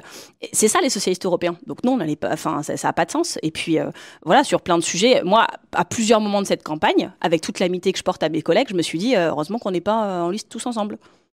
Parce que c'est pas vrai qu'on est d'accord sur tout et qu'au niveau européen, c'est encore moins vrai. Par contre, ce que je dis et que je maintiens et auquel je travaillerai dès le 10 matin, c'est les conditions de la victoire de notre camp, du camp du progrès pour 2027, parce qu'on n'a pas le choix, pas juste pour nous, pour être contents, parce que je sais pas quoi, on aurait gagné un truc, mais pour tous les gens qu'on défend. Il y a 9 millions de pauvres dans ce pays. Rien qu'en 2021, il y en a eu 500 000 de plus, c'est-à-dire l'équivalent de tout le département de la Drôme. Mais il y a 828 millionnaires, il y en a de plus en plus chaque année, et ils sont de plus en plus riches. Et donc, on a un président de la République qui fait beaucoup plus de pauvres, un peu plus de riches, qui sont beaucoup plus riches de jour en jour. C'est Robin des Bois à l'envers, ça marche pas, et on doit gagner. Tu parles très vite, il y a 828 000. 828 000. Millionnaires. Parce qu'on aurait pu penser que c'était 828 millionnaires. Non. Ah non, il y en a plus. Non, mais comme tu l'as dit vite, 828 000 millionnaires. En France. Qui ont plus qu'1 million. Aujourd'hui. Dont le patrimoine... C'est un chiffre qui s'est sorti cette semaine. Jean-Luc Mélenchon fait partie d'eux, par exemple. Mais tu peux arrêter de dire du mal de nos partenaires, s'il te plaît ? Ah ben je sais pas, entre vous balancez plein de trucs. Non, justement, pas moi. Si, quand même. Mais ça, c'est pas très... non, c'est de la calomnie, on veut un exemple. Non, peut-être pas toi, mais bon, bref. Non, mais qu'importe. On sent que c'est pas... Et je trouve ça problématique, d'ailleurs, que la vie politique française se résume à ça aujourd'hui. C'est un vrai problème. C'est pour ça que passons c'est vraiment... C'est pour ça que je fais pas ça. Au fond des choses. J'ai regardé votre programme, j'ai reçu le programme hier et puis le bulletin de vote, etc. Et j'ai regardé celui de la France Insoumise. Mmh. La France Insoumise propose notamment une planification écologique européenne. C'est-à-dire quelque chose d'assez fondamental. Qu'est-ce que vous proposez de très fort ? Sur le plan environnemental, sur le plan social, un pot pourri, que veux-tu ? Sur le plan environnemental ? Oui. Sur le plan environnemental, on propose un traité environnemental. Alors on peut se dire, c'est complètement chiant comme proposition, ça sert à rien. Un traité, ça va pas nous aider. Ouais. Mais en fait, si. Parce que quand dans la hiérarchie des normes, tu mets le sujet au niveau du traité, alors ça oblige, si tu veux, tout le travail de l'Europe derrière. Parce que tu le mets en haut de la pyramide, ce sujet. Et je pense qu'on n'a pas le choix que de faire ça. Ce que je peux te citer aussi comme mesure dont on a parlé dans cette campagne, c'est le droit de veto social. C'est une mesure vraiment que Marie Toussaint a mis sur la table. C'est une des rares mesures un peu nouvelles en fait de cette campagne parce qu'on a quand même vu beaucoup de gens... Il faut l'expliciter. Je vais le faire. Mais on a entendu beaucoup de gens répéter ce qu'ils ont toujours répété. Il y a eu pas grand-chose de nouveau dans cette campagne. D'ailleurs, on a parlé surtout des sondages, pas beaucoup des bilans et des programmes. Et il a été démontré aussi que dans l'espace médiatique, on a parlé 30% de moins des européennes il y a 5 ans. Et donc, voilà. Sur le droit de veto social, ça veut dire que, en fait, on ne peut plus faire voter en Europe de mesures qui soient néfastes pour les 10% des plus pauvres. Une mesure qui aurait des conséquences négatives pour les 10% des plus pauvres, on peut y mettre un droit de veto. Et donc, ça veut dire que l'Europe, forcément, se construit favorablement à ces personnes, ou en tout cas aucune mesure ne leur est défavorable. Il y a aussi une mesure que j'ai trouvée très intéressante, dont on m'a beaucoup parlé en disant tiens, ça c'est nouveau, c'est une bonne idée de Marie Toussaint, c'est le fait de, vous savez, de prendre des parts et de devenir majoritaire dans tous les grands pétroliers, par exemple chez Total, voilà, de dire on crée un fonds européen et on dit maintenant chez Total, c'est nous qui prenons les décisions. Parce qu'en fait, ça suffit d'être dans un monde où nous, on fait nos petites politiques climatiques quand les autres partis veulent bien. Et puis, à côté de ça, il y a les multinationales qui déroulent et qui nous envoient dans le mur sans qu'on ait vraiment prise. Donc, il faut reprendre le contrôle. On a eu le bonheur de célébrer les 100 ans de Total avec les copains d'Extinction Rébellion. Il y avait eu tout un débat, toute une soirée. Oui, j'ai vu qu'il y avait de l'ambiance. Et il y avait de l'ambiance, voilà. Et justement, sur cette histoire d'actionnariat portée par vous, il y avait des critiques qui étaient portées notamment par Maxime Combes, en disant mais en fait ça sert à quoi d'être actionnaire de Total puisque on va être obligé de faire la même politique. Et puis quand toi, plus moi, plus tous ceux qui nous aiment, on prend chacun une demi-action chez Total pour pouvoir aller se pointer à l'AG et faire un truc qui est utile, c'est-à-dire pour prendre la parole, dénoncer le truc. Oui. Ça fait partie du militantisme, d'être lanceur d'alerte, de mettre le sujet à l'agenda. C'est utile de faire ça. Oui, absolument. Mais ça, c'est limite. Une fois qu'on a fait le petit numéro, on a la vidéo, on a dit c'est dégueulasse, on rentre chez nous et puis eux, ils continuent. Comme dirait l'autre, ça leur en touche une sans bouger l'autre, en réalité. Et donc, ce qu'il faut, c'est prendre le contrôle. Quand je dis ça, c'est pas faire une petite manif devant leur siège Imaginons... avec 3 drapeaux. C'est prendre le contrôle financièrement, prendre des décisions. Alors, par exemple, avec eux ou malgré eux. Sur Total, prenons vraiment cet exemple précis. Sur Total, on prend le contrôle. Les citoyens prennent le contrôle. Qu'est-ce qui se passe? On arrête le greenwashing de Total. On demande à Total d'arrêter. On s'occupe nous-mêmes des campagnes publicitaires. Ça va être sympathique. Oui, mais ça veut dire, j'essaie de pousser le raisonnement. Je dis ça en rigolant parce qu'évidemment c'est pas ça le cœur du sujet. Mais moi, quand je vois passer des publicités, j'ai plus les chiffres en tête précisément, mais je pourrais les retrouver, on les mettra dans le chat. On avait montré parce qu'il y avait en fait Total, ils avaient fait toute une campagne pour montrer que maintenant ils étaient écolos. Regardez, d'ailleurs, on a fait 4 éoliennes et demie, on vous les prend en photo, on les met en gros. Et donc c'était vraiment de la publicité mensongère. Ils expliquaient que maintenant ils avaient changé, que Total c'était l'avenir, qu'ils allaient sauver vos enfants, l'air que vous respirez, votre énergie, tout quoi, sauveur du monde. Et en fait, quand on regarde la réalité de leur investissement, en fait, on est en 2024, c'est-à-dire que dans les années 70, quand ils ont commencé à avoir les premiers rapports internes, qui leur montraient qu'ils envoyaient pas l'économie dans le mur, l'humanité dans le mur. Là, ils étaient en train de rendre la planète inhabitable. Absolument. Et à très court terme, enfin court, moyen terme, c'est pas dans 1000 ans. Hein. Dans les années 70, ils ont ces premiers rapports. Ils organisent, ils disent pas pardon, ils disent pas au secours qu'est-ce qu'on va faire, ils font pas juste, ils s'en occupent pas. Ils organisent la fabrique du doute. C'est-à-dire qu'ils organisent le fait que les scientifiques qui alertent soient harcelés, dénigrés, que vraiment on les fasse sombrer, y compris psychologiquement. Il y a une guerre psychologique très violente qui s'organise, psychologique, financière, bataille d'idées. Et ils organisent rien ça, ils mettent de l'argent colossal là-dedans. Et donc quand vous voyez, donc ça c'est dans les années 70, mais en 2024, tout le monde sait. Tout le monde sait. Bien sûr. Et quand on voit l'audace qu'il faut pour continuer à se pointer avec des campagnes de pub qui expliquent que tout va bien, alors qu'on est en train d'organiser, de mettre un pognon de dingue, comme dirait l'autre, dans des oléoducs gaziers, y compris en France, ils vont ouvrir des forages. On est d'accord. C'est quand même dingue. Là, et donc, j'imagine que si tu viens dans l'émission, c'est pour essayer de convaincre les RDC. Oui, mais quand on est... Est-ce que tu penses que c'est un argument? C'est-à-dire que, est-ce que vous êtes prendre le contrôle financier de Total, est-ce que c'est l'accompagner ou est-ce que c'est révolutionner Total? Déjà, c'est une mesure un peu révolutionnaire. Il ne vous aura pas échappé, personne ne l'a jamais proposé, personne ne l'a jamais fait. Et je pense qu'on a un moment de l'histoire, devant une urgence, un danger, une importance du sujet, qui fait que oui, il faut qu'on trouve des trucs un peu punk, on va dire. Punk, mais crédible. Ouais, c'est punk comme mesure. Non, mais c'est très punk comme mesure. Oui, mais, de cette manière, oui. Mais en même temps, les économistes disent bien vu. Bien vu.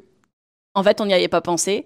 Et en fait, sûrement qu'à un moment, ça va être la seule solution. Et donc, je trouve ça hyper intéressant. Mais vous voyez, on va évidemment que si vous prenez le contrôle financier ou même vous vous retrouvez à la place du PDG Pouyanné, vous n'allez pas tout d'un coup dire on arrête tout. Enfin, ça marche pas comme ça. Par contre, ne serait-ce que d'empêcher l'ouverture de nouveaux forages, le démarrage de nouveaux projets absurdes, ça, on peut. Et c'est climaticide que de laisser faire ça. Donc lui, bon, bah, ça ne l'arrête pas, ça n'empêche pas de dormir. On va mettre des gens autour de lui que ça empêche de dormir et qui vont se battre contre. L'Union populaire propose de passer au 100% énergie renouvelable d'ici 2050. Quelle est votre proposition par rapport à ça? Et quelle est ta réaction devant les déclarations hier d'une autre marine, bien moins sympathique, même pas du tout, Le Pen, qui a dit les énergies renouvelables, on arrête? Vous parlez de la dame qui, déjà au régional de 2015, elle était tête de liste dans les Hauts-de-France, disait que les éoliennes, c'était du terrorisme paysager.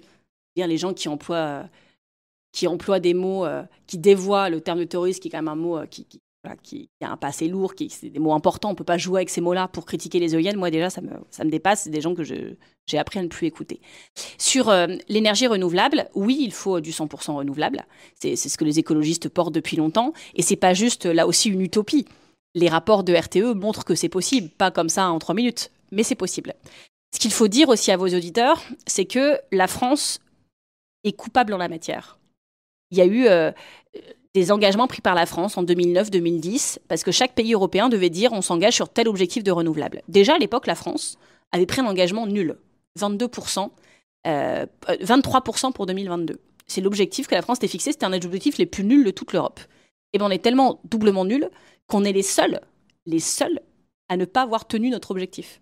Alors il y en a, ils sont à 40, à 60%. Nous, on est à 19 quand on relève les compteurs en 2022. C'est-à-dire que même l'objectif nul qu'on s'était fixé, le plus nul d'Europe, on n'est même pas réussi à pourquoi j'irai voter dimanche pour vous? Quel serait votre pouvoir de coercition? En quoi Bruxelles peut faire appliquer ce que Bruxelles a décidé? Alors, ils n'ont pas décidé, c'est les États membres qui se sont fixés les objectifs. Moi, il faut quand même dire, ça va plaire aux auditeurs de Haut Poste, que la France est une délinquante européenne. Si on avait Gérald Darmanin, ministre de l'Intérieur de l'Europe, il devrait sévir contre le multirécidiviste de la France, parce qu'ils sont quand même condamnés très régulièrement, le gouvernement français, par l'Europe, ou sanctionnés par des amendes parce qu'ils n'atteignent pas leurs objectifs. Ça a été le cas sur l'éolien. C'est le cas très régulièrement. Je ne sais pas s'il y a des chasseurs dans ta fanbase, mais très régulièrement, la France... C'était pour te faire réagir. C'est mon côté taquin. Très régulièrement, la France, elle est sanctionnée. C'est-à-dire que l'État français ou des autorités sur les territoires prennent des arrêtés de chasse illégaux. Par exemple, chez moi, dans le Pas-de-Calais, il y a Willy Schran, vous le connaissez. Et donc, pour lui faire un petit cadeau, outre que les combats de coqs sont encore autorisés dans quelques villages du Pas-de-Calais, c'est légal, ils lui ont fait un petit cadeau, ils ont dit, allez, on ouvre la chasse à la belette. C'est une espèce qu'il est interdit de chasser en Europe, en France, partout. Sauf dans le Pas-de-Calais, on a dit, tiens, en plus, les belettes, des fois, il y a des espèces, on peut avoir des basses, et je sais pas quoi, ils ont fait ça, mon poulailler, les renards, ils sont méchants, tout ça. Je vois pas les belettes. Quel est le problème? C'est comme ça, j'ai jamais bien compris le problème avec les belettes. Et donc, cet arrêté, il est illégal. Mais ils s'en foutent, ils le prennent. Et puis... au bout de 3 ans, quand ils finissent par perdre en justice parce qu'on attaque avec les associations environnementales que je remercie, ils s'en foutent, ils en ont tué 15 000, ils sont contents. Puis entre-temps, ils ont repris 3 trucs illégaux sur d'autres espèces. Et donc, c'est sur les durées de chasse, sur les espèces, c'est tout le temps illégal. Sur le climat, ils ont été condamnés par à peu près tout ce qui peut attaquer la France en justice, des citoyens, l'État français, des régions, des villes. Voilà. Enfin, c'est quand même assez dramatique. Sur la qualité de l'air aussi, ils sont condamnés. Et donc, vous voyez, ça fait quand même... beaucoup de sujets, donc la France est une délinquante européenne et donc je pense qu'il faut aider à faire appliquer les règles en France. Est-ce que c'est une formule que tu as préparée pour l'émission? Est-ce que tu l'as déjà utilisée? Non, je dis souvent. Tu le dis souvent, c'est ça. Mais là, je l'ai fait plus fort. Et juste sur l'Europe et sur les éoliennes, ce qu'il faut aussi penser, c'est à la politique industrielle. Moi, quand je suis devenue militante écolo, on se battait pour des quelques salariés qui fabriquaient des panneaux solaires en France et qu'on a laissé crever. Et en fait, on veut faire du renouvelable, mais du renouvelable fabriqué en France, en Europe. Et aujourd'hui, on prend tellement de retard qu'on voit bien qu'en fait, on va vouloir faire du renouvelable, mais qu'on ne sera pas souverain pour le faire et qu'on va devoir importer encore des choses qui viennent de je ne sais pas où, qui sont très longues. Mais ce qui est sûr, c'est que le renouvelable, c'est important parce que quand vous dites qu'il y a une crise énergétique, il y a une crise climatique, si vous voulez réagir vite, c'est pas avec les EPR de Macron qu'on sait quand ils décident, on sait pas quand ils arrivent 20 à 30 ans après, et on sait pas si ça marchera, qu'on va résoudre des problèmes qui se posent d'ici 2030. Et en termes d'approvisionnement énergétique et en termes climatiques. Une éolienne, entre le moment où vous dites, tiens, je vais en faire une, et le moment où elle tourne, c'est 8 ans maximum. Et donc, c'est une force de déploiement très rapide. Maximum ou minimum? C'est alors, ça a changé parce qu'ils sont, ça dépend les projets. Puis là, vous savez qu'ils ont fait une loi qui va faciliter les choses. Donc, je peux pas vous donner un chiffre. Oui, d'accord. Mais alors, quelques années en tout cas. Je propose qu'on prenne quelques questions du chat qui est survolté parce que le chat n'a pas l'habitude des c'est écrit drogué. Comment ? Nos sociétés sont droguées à l'énergie. Ben oui. Alors, il y a quelqu'un dans le chat, malheureusement, je ne sais plus où elle est passée la question, mais qui dit ce qui plairait aux gens d'Oposte, c'est une ligne vraiment anticapitaliste. Par contre, il y a quelqu'un qui a écrit « J'ai envie de crever », donc je lui explique qu'on va s'en sortir quand même. Il ne faut pas qu'il... Voilà. Pas déprimé. Donc, il nous reste 12 minutes. David Dufresne va terminer que par des bonnes nouvelles pour que tout le monde aille bien. Mais ça va pas. Non, mais donc, la question, il faudrait une ligne anticapitaliste. C'est un débat vieux comme le monde. Enfin, on voit bien que de toute façon, tout va devoir changer. Il va y avoir une rupture. Alors, soit c'est une rupture qu'on prépare politiquement, avec les chercheurs, les intellectuels, la société civile, les partis politiques progressistes. On réfléchit ensemble à un autre système et on gagne et on le met en place. Soit on n'arrive pas à faire ça, et de toute manière, des changements radicaux vont arriver, mais pas à notre initiative. Pas consentis, pas préparés, mais subis de manière très violente. Et donc, oui, je pense qu'en 12 minutes, on n'a pas le temps de refaire tout le programme économique pour la France, mais voilà, de toute façon, on va arriver à un moment où on n'aura pas le choix. Quelle différence profonde avec LFI, demande Labelline, à propos des élections de dimanche. Du programme, on parle du programme. Hein. Alors, il y a quand même des différences de style qui n'auront échappé à personne. Non, mais sur le programme... Le fond des choses. Ici, c'est le fond. Je sais bien, c'est pour ça que je suis venue. Sur le truc, donc déjà, nous, on est très pro-européens. On s'appelle Europe Écologie. Et pourquoi on est très européen, c'est pas qu'on est des Européens BA qui trouvent que l'Europe tout fonctionne bien. Hein. On veut la changer, l'améliorer.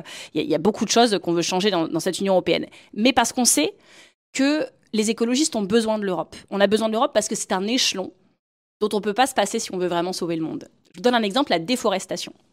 On pourrait avoir un président de la République écolo, soyons fous, un premier ministre écolo, un gouvernement tout écolo, peut-être avec quelques-uns de nos amis. Même si on avait ça et qu'on était très très fort sur notre politique déforestation, ça suffirait pas pour interférer avec le problème au niveau mondial.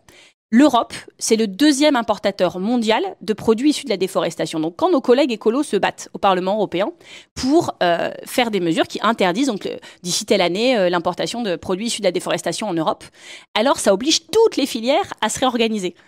Les mecs disent, moi, je peux pas me passer du marché européen, donc du coup, je change tout. Et là, c'est un effet de levier formidable. Et c'est pareil sur la qualité de l'air, sur le climat, sur la biodiversité, sur la qualité de l'eau, des sujets qui d'ailleurs n'ont pas de frontières, qu'on doit gérer au niveau européen. Ce que je voulais vous dire aussi, c'est que nos députés européens, alors sans doute parce qu'ils aiment l'Europe, sont les plus bosseurs au niveau européen.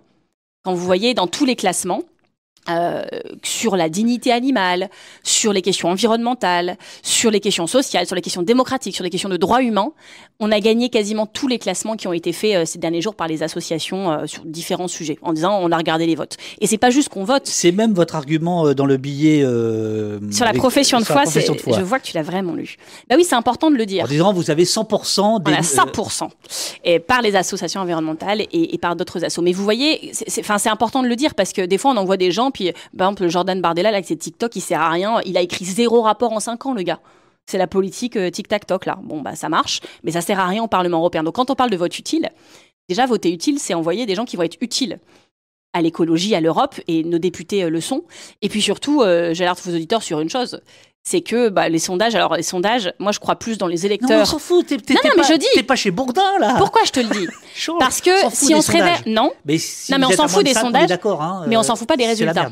Et donc ce que je voulais te dire, c'est que moi je crois plus dans les électeurs que dans les sondeurs, mais il faut se le dire. A dit la même chose hier. Il y a un risque. Exactement la même chose. Ah bon? Attention. Mais je l'avais dit avant, donc si je suis inspirante pour Macron, faut que je me concerte là, faut que je me reconcerte avec moi-même. Mais en tout cas, il est possible qu'on se réveille lundi matin ou dimanche soir, avec plus de députés écologistes français au Parlement européen. Et moi, je croise plein de gens, j'étais en porte-à-porte là, cette semaine à Roubaix, qui ne savaient pas encore s'ils allaient voter, ni vraiment pour qui, mais qui disaient, en fait, on ne peut pas imaginer un Parlement européen sans écologistes français dedans, ça n'a pas de sens. Ça n'a pas de sens. Et donc, qui disaient, moi, j'allais voter pour un tel, ou pas voter, mais en fait, je vais aller voter pour vous parce que je veux vous mettre ce petit coup dans le dos. On a vu d'ailleurs que la Route-Roux avait appelé à voter pour nous hier, suivi par pas mal d'influenceurs qui ont relayé. Voilà, en expliquant, parce que les gens qui pensent, oui, mais moi, je préfère, voter pour tel autre de gauche pour qu'il ait un de plus. En fait, si on perd les 5 députés écolos, si on en a 0 au lieu de 5, faut pas croire que ça va se redispatcher sur la gauche. Les règles de calcul électoraux font que ça va bénéficier essentiellement à l'extrême droite et à la droite. Vous voyez, à 0,2 points, 4,9 ou 5,1, vous avez soit 5 députés en plus pour la gauche et des députés écologistes qui vont bien bosser, qui bossent avec tout le monde, etc. Soit 5 en plus, principalement pour l'extrême droite et pour la droite. Et je pense que personne ne veut ça, donc y compris dans un calcul ultra stratège que font parfois les électeurs. Le Parti communiste, malheureusement, parce que je pense que Léon Desfontaines, bon, moi c'est pas mon trip, mais il a fait ses débats, ses trucs, voilà, il a fait son travail. Je pense que malheureusement, ils n'arriveront pas aux 5%. Je pense que 2 autres partis de gauche, le PS et la LFI, les ont largement. Nous, voilà, s'il y a des électeurs de gauche, des gens qui, une fois dans leur vie, ont voté écolo, une fois dans leur vie, si à un moment on a besoin d'eux, c'est dimanche avec le bulletin vert. Yolo te demande... J'aime beaucoup son pseudo à Yolo. Pourquoi on parle nettement moins d'écologie aujourd'hui dans les médias? Les gens s'en foutent aujourd'hui ou les journalistes esquivent volontairement ces questions légitimes? Et j'ajouterais, c'est ce qu'on appelle le backlash. Alors que, paradoxalement, tu l'as dit toi-même, tout le monde sait dans quel dérèglement climatique nous vivons, là où nous allons. C'est-à-dire qu'il y a un paradoxe. Au moment où la menace est présente, elle n'est plus sujet. Pourquoi? Alors, on sait premièrement que l'actualité fait les élections. Ça, on le sait. On l'a vu en 2019. Alors, ça s'organise aussi. C'était les marches climat. On parlait que de ça à la télé. Les enjeux, donc les gens avaient ça en tête. Ils sont allés massivement voter écologiste. Là, quand Marie Toussaint dit qu'elle fait campagne avec le vent de face, c'est qu'on voit bien que le sujet... qu'il y a un agenda politique de l'extrême droite pour mettre le sujet immigration dans les médias, et ça, on en a soupé. Moi, franchement, Marion Maréchal, là, j'en peux plus. J'ai l'impression qu'elle cherche des dalmatiens pour se faire un manteau avec, quoi. Vraiment, c'était pénible à regarder. Donc, il y a des gens, tous ceux qui étaient excités par l'immigration, qui auraient pu en parler 3 heures, eux, ils étaient là. Et puis après, il y a un contexte international extrêmement grave, avec Gaza et l'Ukraine, qui fait que, vous voyez, si par exemple, on me posait que des questions sur l'immigration, je pourrais dire, écoutez, vous commencez à me faire chier, moi, je veux parler d'écologie. Quand on me pose des questions sur l'Ukraine et sur Gaza, ça me touche profondément. J'en parle, je ne vais pas dire on parle trop d'Ukraine et de Gaza, pas assez d'écologie. Sentier Battant te pose la question, Marine Tondelier, vous vous réclamez de l'héritage de René Dumont, qu'en est-il de son héritage politique à l'international et particulièrement sur son côté tiers-mondiste, même si je désavoue ce terme péjoratif, en particulier sur Gaza? Oui, alors, quel est l'héritage de René Dumont? Alors René Dumont, il est 35. Faut savoir. T'as vraiment un train à 40 ou pas, où on peut... Non, non, oh là, il y a le commissaire politique là qui dit que non. Donc il reste mais on a toujours une petite marge. C'est ça. Non. Sachez que j'ai jamais raté un train parce que je cours très vite. Oui, on accélère dans les derniers dans les sprints philo. Mais donc, en tout cas, monsieur ne prend pas le train. Bon, bref. Ça c'est important. Non, mais sur René Dumont, ce qu'il faut savoir, premièrement, parce que l'actualité, ça a beaucoup aussi été la crise agricole. Oui. Avec le gouvernement qui disait, c'est de la faute des écolos. Il disait, c'est de la faute des écolos. Sauf que René Dumont, il était agronome, il bossait beaucoup sur ces sujets, et c'est justement parce qu'il bossait là-dessus qu'il était devenu écologiste. En tant qu'agronome, il disait on ne peut pas être autre chose qu'écologiste. Et donc c'est intéressant parce que ça montre que depuis des décennies, écologistes et agriculture travaillent ensemble, parce qu'on ne peut pas protéger l'environnement sans des agriculteurs, et qu'on ne peut pas protéger l'avenir de l'agriculture sans l'écologie. Si on ne protège pas le sol, l'eau, alors comment on fait de l'agriculture demain ? Et il était aussi internationaliste, qui est une valeur extrêmement forte chez les écologistes. C'est parce qu'il avait voyagé, était conseiller des chefs d'État pour qu'on puisse nourrir leur pays, qu'il n'y ait plus de famine. On était là à l'époque. C'est parce qu'il avait fait ses voyages, qu'il avait cette sensibilité, cette fibre, qu'il était internationaliste, qu'il était aussi écologiste. Et donc, oui, c'est quelque chose qui est très fort chez nous.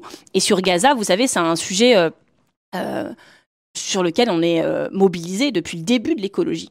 Moi, je rencontre des vieux militants qui ont été élus. Les partenariats, par exemple, entre, vous savez, des villes françaises et des villes de Gaza ou en Cisjordanie, en Palestine, ça a été mis en place beaucoup, alors par des élus communistes et par des élus écologistes. Moi, je peux vous dire, mon conjoint, quand je l'ai rencontré, il était allé en déplacement, il s'était fait tirer dessus à un checkpoint à Ramallah avec toute la délégation de Pierre Fitte-sur-Seine à l'époque, parce que voilà, il s'était dit, tiens, on y va, on a notre écharpe élu français, donc on est protégé, on va aller dans ces territoires occupés dénoncer. Pour eux, c'était évident, venu de Seine-Saint-Denis, de dire, allez, on prend l'avion, on y va, on va apporter notre soutien à cette ville qu'on jumelle, à ces territoires occupés. Ils étaient rentrés en disant, mais qu'est-ce que c'est que ces gens qui nous tirent ? Enfin, c'est invivable. Ils étaient rentrés vraiment choqués. Et quand ça vous est arrivé sur la flottille de la paix aussi, beaucoup d'écologistes étaient présents. Et donc, c'est des choses qui marquent des luttes. Moi, j'ai été formée par ces personnes qui me racontaient ça. Et c'est un sujet sur lequel on est très mobilisés depuis longtemps. Ouais. Et c'est vraiment partagé par les gens du parti ? Oui, après, je veux dire, il faut accepter aussi que chacun ait ses mots et ses modes de manifestation. Par exemple, le fait de brandir un drapeau palestinien dans l'hémicycle, c'est le mode d'action de la France insoumise.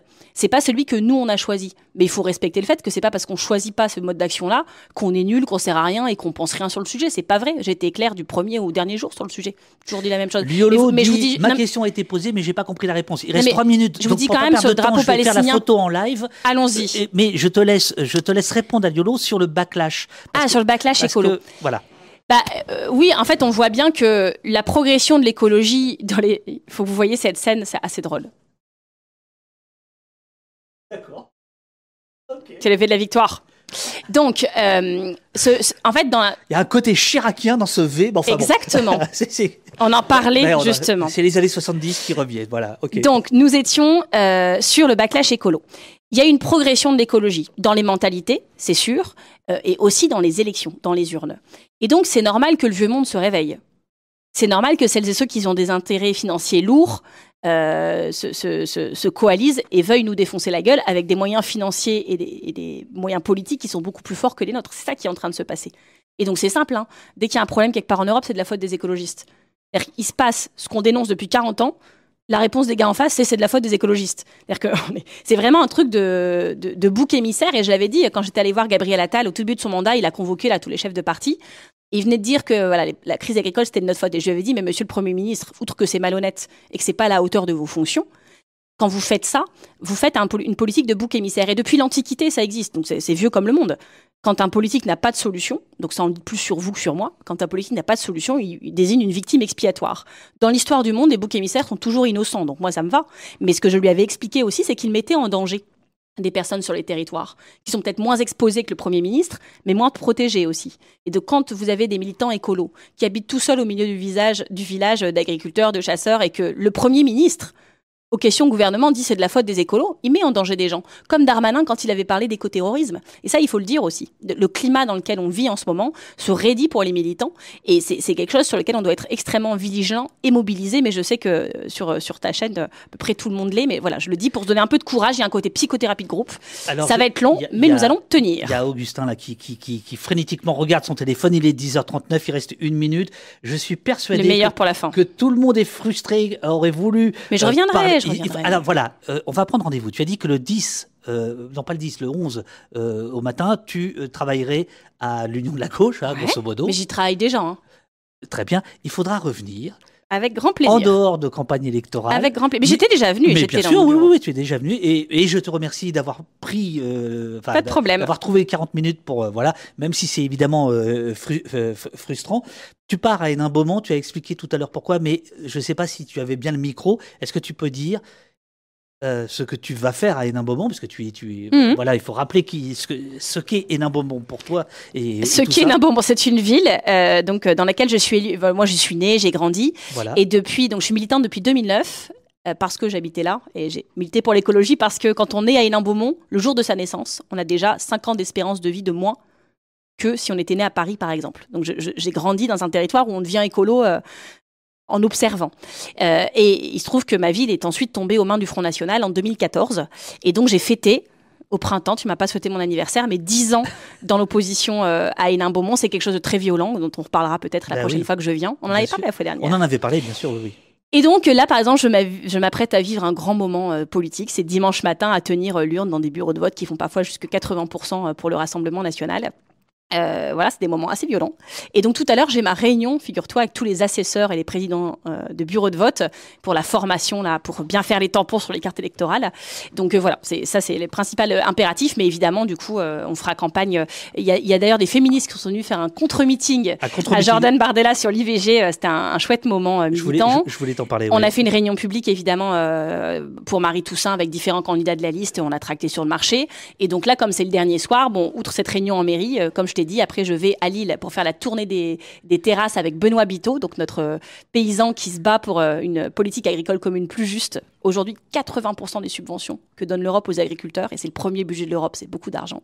80% des sommes, c'est pour 20% des agriculteurs les plus riches. C'est hyper injuste. Donc moi, je suis très fière d'avoir Benoît Biteau. On a fait plein de choses ensemble dans cette campagne, la tournée des fermes, etc. Il vient à Lille et après, je rentre tôt à Hénin pour faire mes petits collages sur les panneaux pour qu'il y ait plus de Marie Toussaint et moins de Jordan Bardella. Je pense que Je suis plus utile là-bas pour le coup ce soir. Mais j'ai hyper contente d'être venue chez toi. Ah ben c'est super. Tu sais, ça se joue beaucoup au moral. Sans l'écologie, ça fait 50 ans que ça se joue au moral et c'est pas fini. Donc des moments comme ça, c'est aussi important. Et les communautés comme la tienne sont précieuses. Donc je dis bon courage à tout le monde.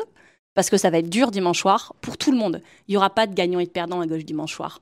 Ceux qui diront j'ai fait 1 point et demi de plus, donc je suis le grand winner et les autres c'est des connards, ils se trompent.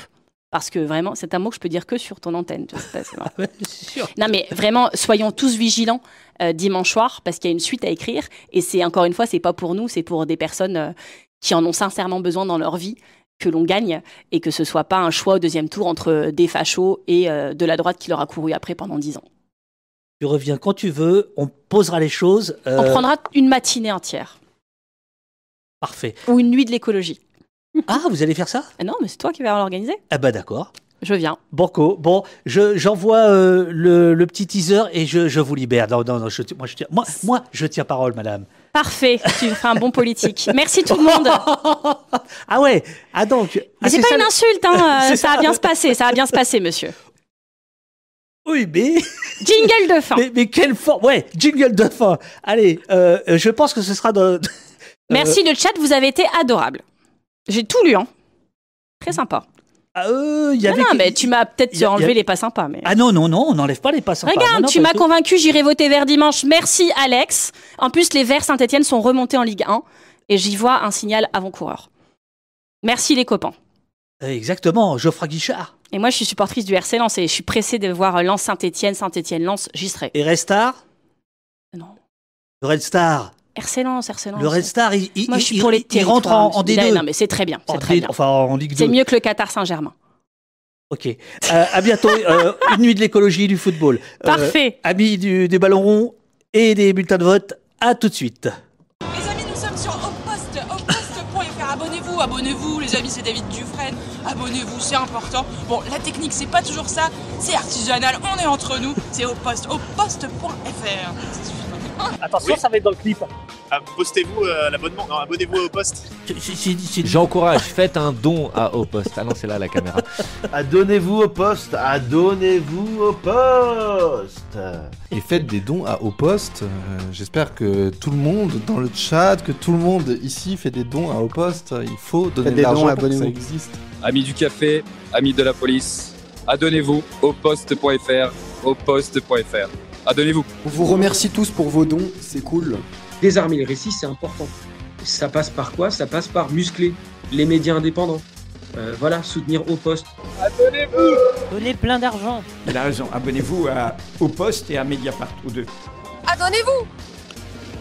N'oubliez pas, on a besoin de dons et de donateurs. Merci beaucoup. Auposte.fr, y a pas mieux. Ah, on se moque de moi là. Bompard soutient Au Poste, mais devant la mauvaise caméra. Celle-là, elle est bonne ou pas? Faites un don à Au Poste, faut pas que c'est ça qui reste. Donc je disais, il faut bien que vous provoquiez du débat, il faut provoquer du sujet. Pour provoquer du sujet, il faut créer de la conflictualité. Mais comment je vais rester indépendant si Bompard il demande aux gens de faire un don? Oh, ouais, c'est vrai ça. Tout ça n'existe que grâce à vous, parce qu'on est indépendant et on ne vit que grâce aux dons. Donc voilà, merci. Et abonnez-vous. Abonnez-vous au poste.fr, Bravo. Abonnez-vous au poste.fr.